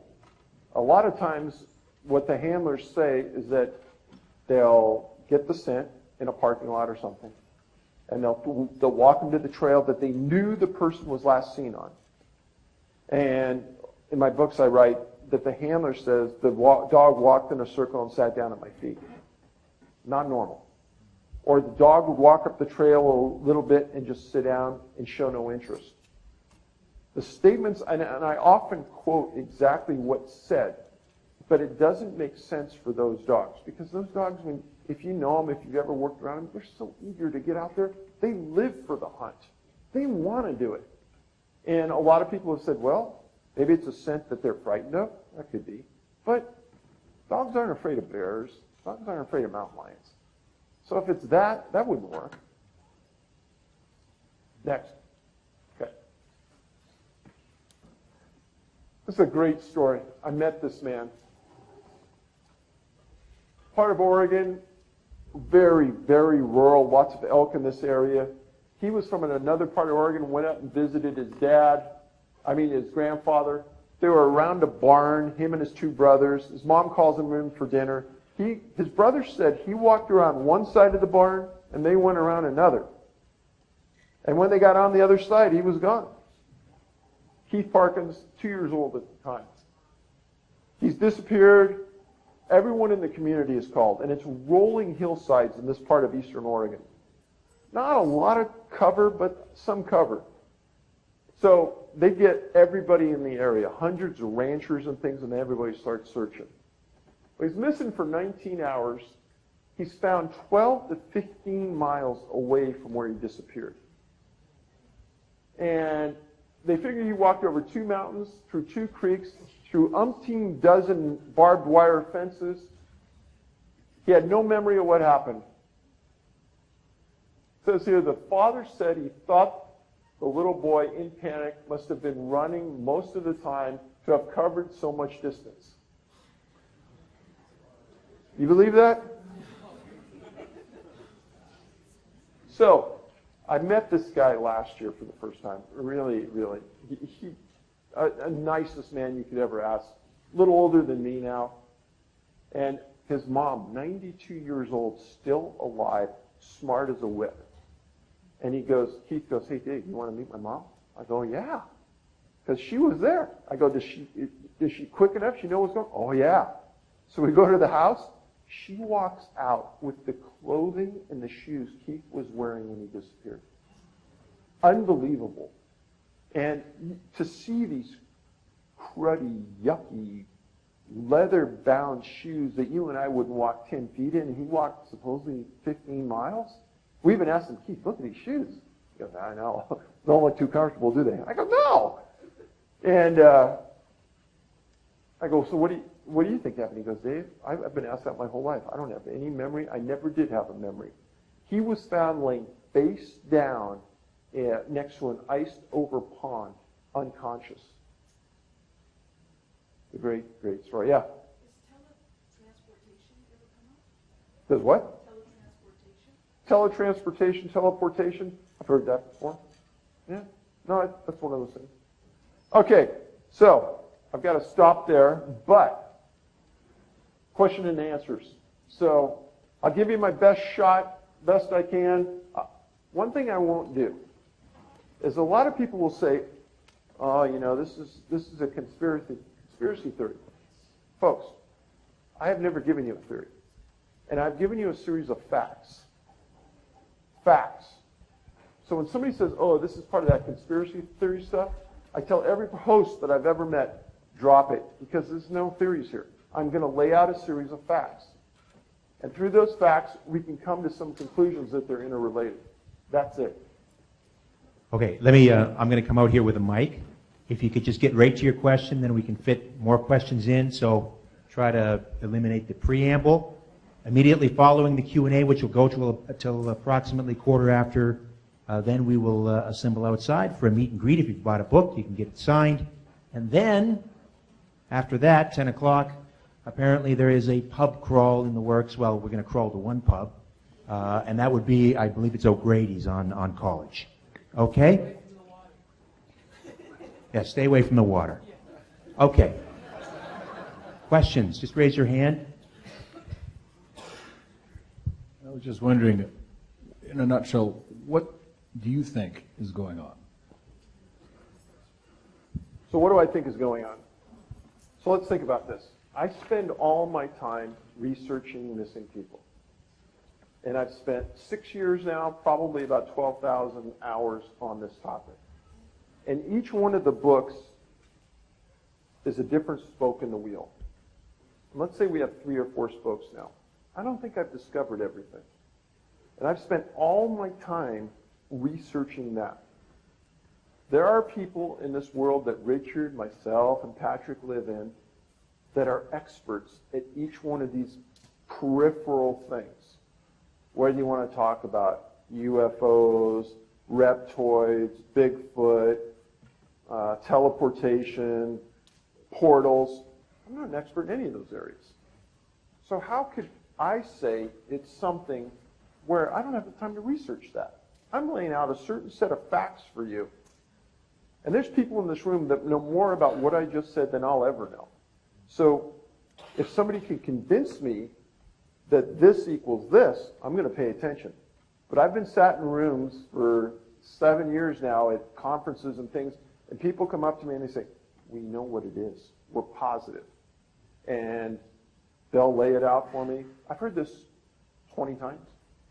And I've had thesis-length papers given to me that lay out people's thoughts on these 20 different peripheral things. And they're positive that's it. But those are people that are experts in that one area.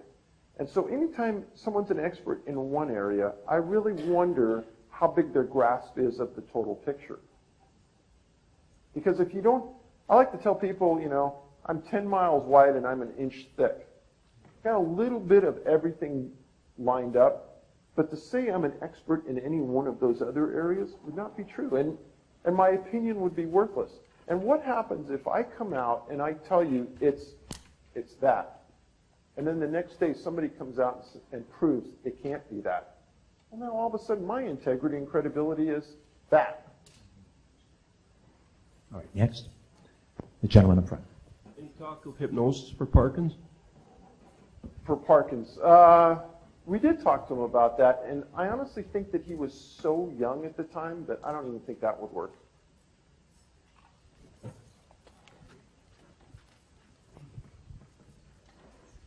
Have you ever checked for radiation? Explain how that would work. If there was any radiation traces in the area, has it ever been checked for? Area of what? Where you found the dead bodies or the missing bodies? Okay. So you got to remember something, and that's the paradigm of the searchers that I explained. They're not thinking criminal. They're not thinking anything unusual. They're just thinking they're searching for a missing person. They found them, job's done. They're never thinking along these lines, ever. And in fact, let me tell you, the coroners never check for radiation on bodies unless they suspect radiation poisoning, which is really never. So the answer to that is no. You mentioned GHB, but there's also scopolamine. Does that have any bearing on anything? Not that I've heard of that, but I've never heard it brought up in a coroner's report.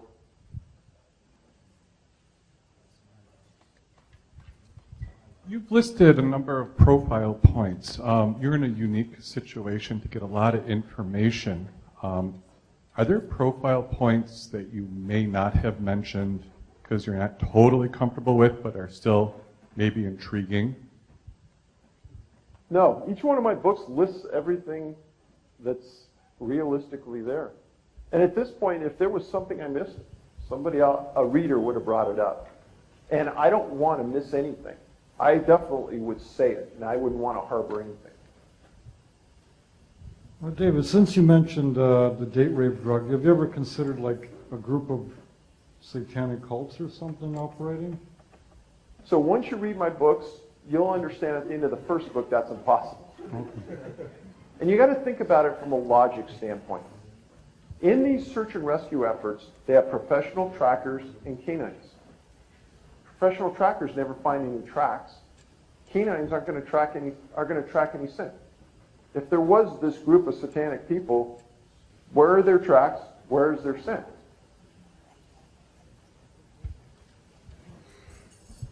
Just wondering, what would the government be like benefiting from like not disclosing like all this information? Well, that's brought up all the time about the national parks. Some people will say, well, they don't want to publicize how many people are really missing because they need the revenue for their parks. I can't believe that. If anything, and I tell this in front of any group, the National Park Service has great people. The people you meet when you go in the park are the best of the best. If you ever go to a national park, they're the friendliest people you ever want to meet. And that's not the people that I'm angry at. It's the top tier in the National Park Service that are making decisions about this.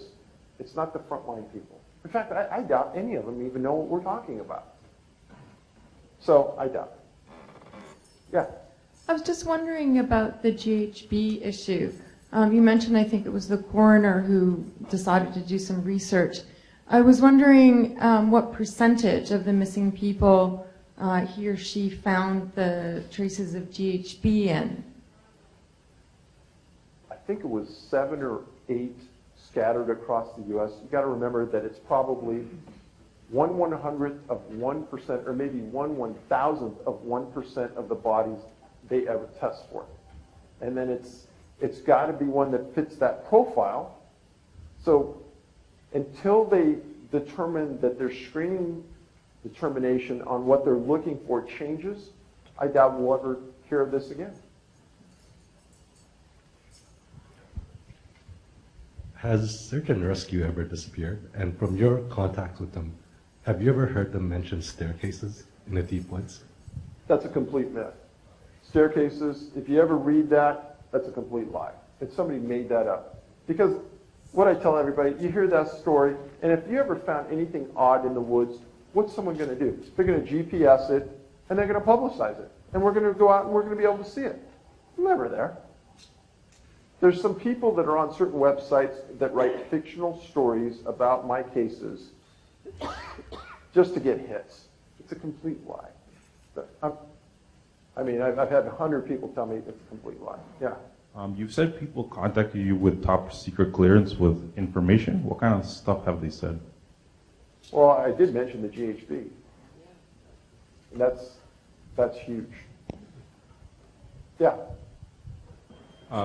What kind of concentrations did the people have in their blood that were autopsies done?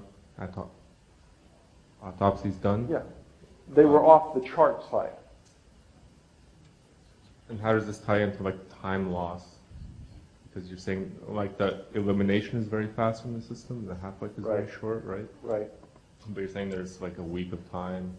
No, it's a matter of hours, and your system gets rid of it. That's So the there reason might be it's like such a good date rate. temporal, like... What? You mentioned earlier you thought it was aerosol? Or, Aerosol? yeah, that they were getting it? No, that's not what I said. I said, I theorize it has to be aerosol because they're not getting it from drinks, and they're not getting it injected. There are a few other ways.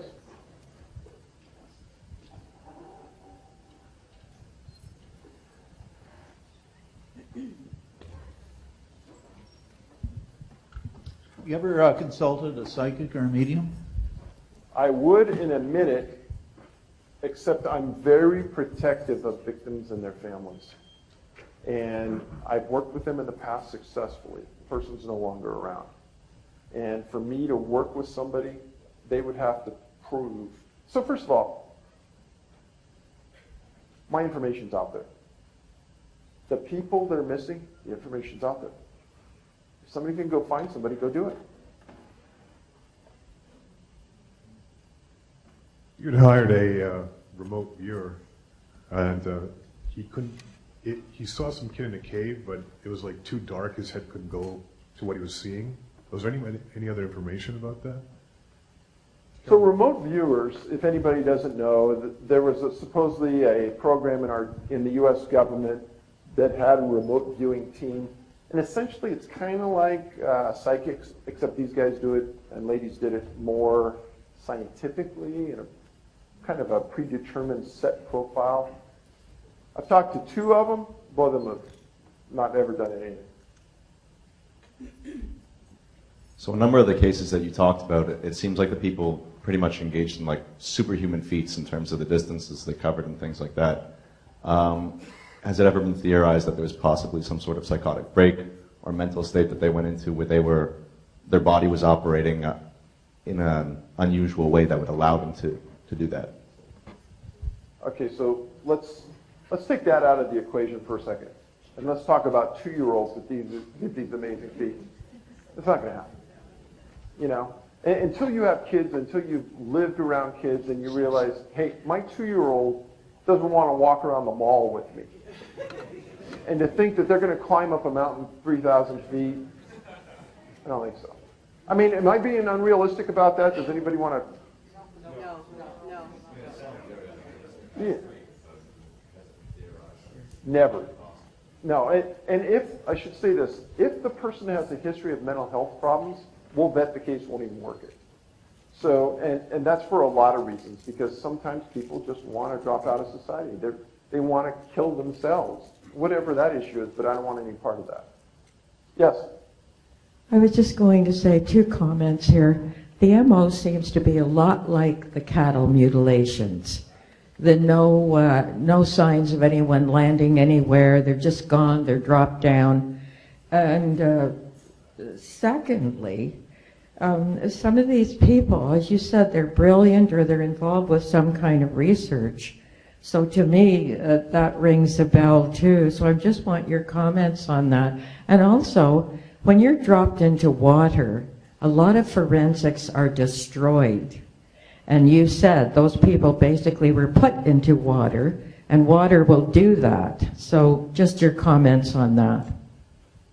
I think there's much more to be gleaned from being in water than there is from being on land.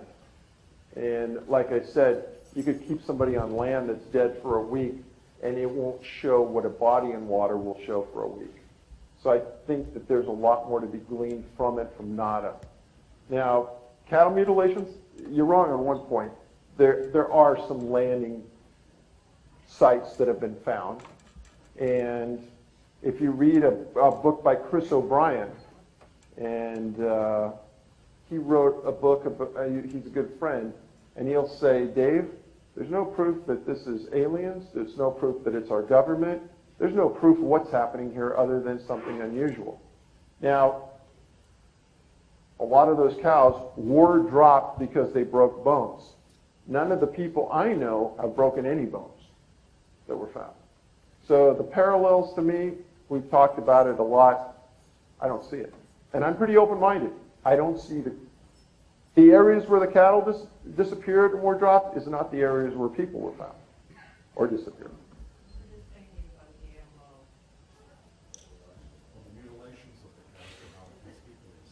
Well, there's no mutilations of people either. Hi, David. I'm a huge fan. Okay. So the next of kin and the parents, what do they believe, like in the pit of their stomach, happened to their loved ones? They don't know. They really just. But they will say that they don't believe what law enforcement is saying. There's a case called the Jared Atadero case, and we didn't get to it, but their parents, Jared's dad, Alan, is a really good friend. We usually get together for once or twice a month. And he says, Dave, they told me it was a mountain lion. I went out and I did all the research, talked to the experts. I proved they were wrong. It can't be a mountain lion, Dave. And it's one of those things where I think that parents, the horror that they live with is just beyond comprehension. And they're looking for answers and nobody really wants to help them. It's horrible. And when's the movie coming out? And where can we see it? That's a great thought. It depends on what film festivals we get it in. We have to premiere it at a film festival or they won't accept it. So we're targeting some big film festivals near the end of this year. So they have to premiere it and then at some point it'll be released after that. We won't make the Toronto one. They have to, usually have to get it in 3 or 4 months before the film festival. Yeah. Just offhand, would you happen to know if there's been any sort of disappearances on like Canadian military bases? Like here in Ontario, we have a couple large bases like Petawawa near Ottawa. So remember, just general disappearances, they have to fit this defined criteria. There's 3 or 4 cases I've written about on military bases in the United States, but they weren't military personnel. They were people on the military base. In one case, they weren't supposed to be there. In another case, it was a family that lived there and one of the children disappeared, and that story is really odd. So it happens that... I'm just wondering, what have Native Americans told you about this? I know you mentioned they said it was odd, but did they give any more details, like maybe there were orbs in the area or something? So there's no disappearances that I've chronicled on a reservation. We have a huge problem in the United States with crime on reservations. Huge problem. Lots of people missing. Lots of crime. And it's very hard to distinguish the difference between crime and this if there's so much. It's very hard. Meth would show up in blood and urine for 3 days, so they would know if the body's found. I'm curious on whether or not you've ever been threatened to stop doing your work. No. And why didn't you bring more books? I won't tell you how much that cost me in postage. I was talking to Patrick, he goes, Dave, it's unbelievable. And the worst thing I can do as bring my books up is if I don't sell them all. Now what do I do with them? So it's a balancing act, how much to bring. I mean, I wish I would have brought more, but I'm sorry. I was just wondering if you were aware of a case in Pickering, Ontario, where 6 young teenage boys went missing, and now 1 trace of them has been found. They saw, apparently the boat they allegedly stole was floating in the water with the gas tank, and after all these years, 15 years, not one trace of 6 boys. I spent about a month looking at that case. And there's a lot to it that authorities tried to make it sound like it was drowning. And there's no proof to say it wasn't a drowning, so I really don't know. It's hard to believe that they all drowned. Yeah, it is hard. I don't know what to think of it. But once you read that book, The Great Lakes Triangle, not even my book, it costs like $4 on Amazon. You're going to go, well, that kind of fits with all of it on the Great Lakes. Yeah. Regarding the aerosol, Yeah. that takes 2 hours for it to take effect? No. Oh, okay. No, it's pretty rapid. So, okay, so I thought it would take 2 hours. So, okay, so, all right. Yeah.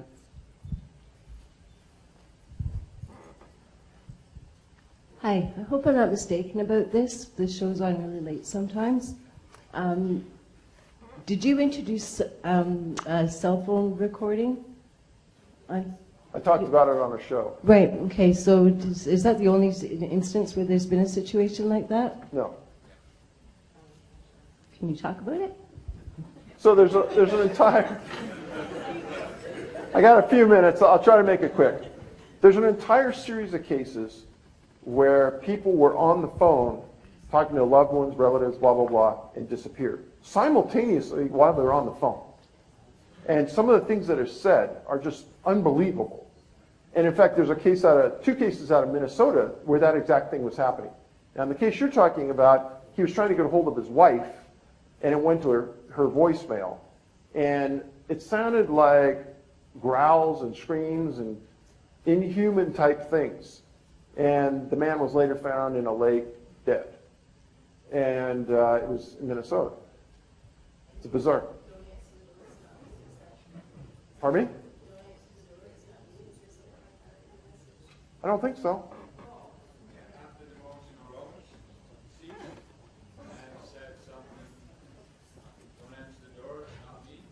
I didn't hear that.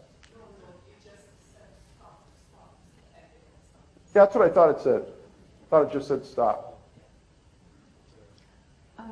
Regarding the intelligence people that were missing, I read an article some time ago that intelligence service has ways of killing people that they want to kill and not leaving a trace. Is that possible?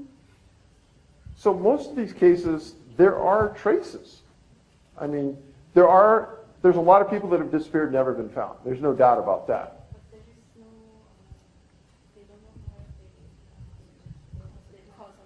They don't know how they get point to point. And I don't know of anything in technology that we have publicly or privately that could do that.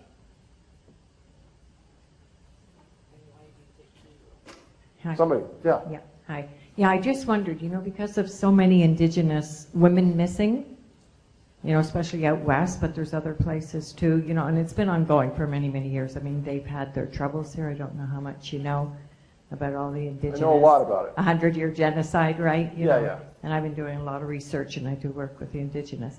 So have you ever looked into any of that? Because unfortunately, our government, they don't. We know the RCMP, you can't, rely on them because they were part of a lot of the problem to begin with. Well, and where do I get my information if I don't get it from them? Who do you rely upon for that credible information? That's part of the problem. Yeah. Has anyone from the mainstream media ever contacted you, or are they just ignoring this? Oh, no. There's an article in the Huffington Post called "Don't Be Last in Line." And this guy read the book, and he called me, and he says, "So Dave, tell me about this." And I go, "Really, it's last in line, first in line. If you're on a trail, you're last in line. Sometimes they just disappear. There's nothing there. Sometimes if you're first in line, you go around a corner first. The people go around the corner, you're not there." And he went into detail about that. If you Google Huffington Post, "Don't Be Last in Line," it's a good article. Yeah. Which national park would you avoid?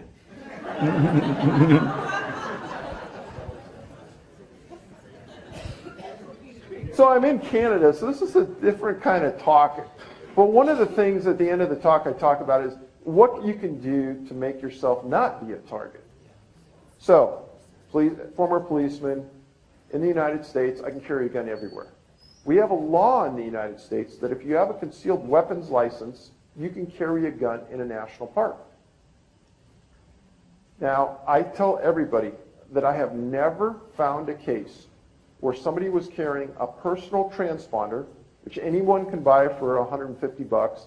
You go into the woods, you disappear, you pull the transponder, it goes to a satellite, and then it goes to your National Oceanographic and Atmospheric Administration, indicating that there's a missing person. They'll respond search and rescue, and they'll find you within 10 feet of that response. I've never found a case where someone was carrying that and a firearm. One or the other, but never both. I would also say you always tell people where you're hiking and when you're going to be out. Make sure the person checks on you. Carry a hard copy map. Carry GPS. And if you can, always hike with a friend. It's very, very, very rare that two people disappear at the same time. Well, the Lisa Lamb case, endlessly fascinating and creepy. Is there anything else that you've come up with that, or it's pretty well, everything's been said about it? Lisa Lamb, a British Columbia girl, came down into Southern California, Los Angeles on vacation. She was staying in a hotel, most bizarre story I've ever written about. And it's the most bizarre crime report that I never got. But she came down and she was visiting and she was staying in a hotel in a kind of a Skid Row neighborhood of Los Angeles. God knows why she picked that hotel. Nobody really knows. There have been a series of homicides, serial killers, all living in that hotel over its lifetime. It's like the creepiest place in the world. She disappears. Nobody finds her for days. They start searching the hotel, and LAPD goes up to the roof and takes a canine up onto the roof from her room. Dog doesn't react, nothing, no scent trail, no zero. Now on the top of the roof, there's 4 water tanks, huge water tanks, like 14 feet high, 5 feet around in diameter. And they pump the water up there, and that's the water system for the hotel. LAPD comes back down. Several days later, the maintenance man for the hotel gets a report that the water isn't flowing smoothly into the rooms, and there's an odd taste to it. He goes up to the top, and he opens these covers that aren't that large, and in one of the tanks, there's Lisa Lamb inside the tank, naked, dead. There's an alarm on the door to the roof. They had to cut the tank open to get her out. How she got in there, what was she doing there, what happened. And there's you might write this name down, Elisa, E-L-I-S-A, Lamb, L-A-M. Look on YouTube. There's the strangest YouTube video that's taken inside of an elevator that she was on just before she disappeared. And her behavior in the elevator is really strange. Good. Okay, we've got time for a couple more questions, and then I'm going to remind you once again, after the meet and greet, we can, for those interested, assemble over at O'Grady's on College Street, and they told me if I mentioned that again, they would name a club sandwich after me. So, Hi, so I was wondering, you mentioned in the case where it was the autistic child that went missing around the very pretty lake that you mentioned. Crater I don't Lake. remember the name, Crater Lake. And you had said that there were, that the indigenous people of the area had said that they don't go around there, and you kind of alluded to the fact that there were other warnings of other sites where disappearings had happened that had similar warnings from the natives of the area, and I'm wondering if you could speak more to that. So that's the one site that I can just remember off the top of my head where I've written about the Native Americans had a history there where they would go. Off the top of my head, I don't remember what else or what other areas. There might have been others, but it doesn't come to me right now. You said there's audio recordings and there's screamings or howlings. Do you have copies of those audio recordings? They're online. They're online? Yeah. Oh, are they? Yeah. Google man calls wife Minnesota missing, and it'll come up. Okay. And have you ever conversed with Dr. Melvin Ketchum? Have I? Yeah. Why did you ask? Oh, yeah. Well, I was just wondering if those audio soundings, what those soundings were like. Obviously, I'm going to go check them out tonight, but I was just wondering if they sound something like the Bigfoot recordings or anything like that. They don't sound. Did somebody have human. synced them up, or They don't sound human. no? No. Yeah. I mean, they might be, but they don't sound. And that's why I asked about Dr. Melvin Ketchum. Okay, I'm going to take one more question over here.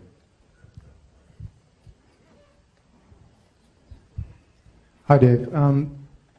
Do you think, are any government agencies, be it in Canada or the States, aware of this phenomenon? So there's 2 cases of missing kids where the Green Berets got involved.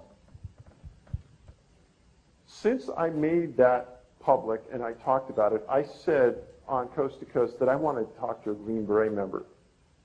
Since that time, 2 families of Green Beret members have contacted me and said, well, according to you sign a secrecy oath when you're with the Green Berets. That's one reason that's suspicious. Normally in the United States, when a kid goes missing, they call in the National Guard to search. The reason being is the National Guard lives in the community where the search is occurring. Those are people like you and me that work part-time for the Army under a National Guard status, and they search. They come home, they're like you and me, the next day we go to work, but we happen to be National Guard members, and they don't sign a secrecy oath. Why would they call in the National Guard to search for those 2 boys when they could have called in the Green Berets, when they could have called in the National Guard? And what were the Green Berets doing there, and why would they search for a missing boy? And is it part of the protocol of the Green Berets to search for missing people? Both families called and said, hey, we won't tell you who we are, but our father, our uncle, our dad is a Green Beret member, and he said that's BS. Green Berets won't search for anybody. My response going back is, if they weren't searching, what were they doing? All right, ladies and gentlemen, so outside for a meet and greet, and David would be happy to sign a copy of your book. Thanks David a lot for Paulides, coming, thank you guys. very much. Thank you.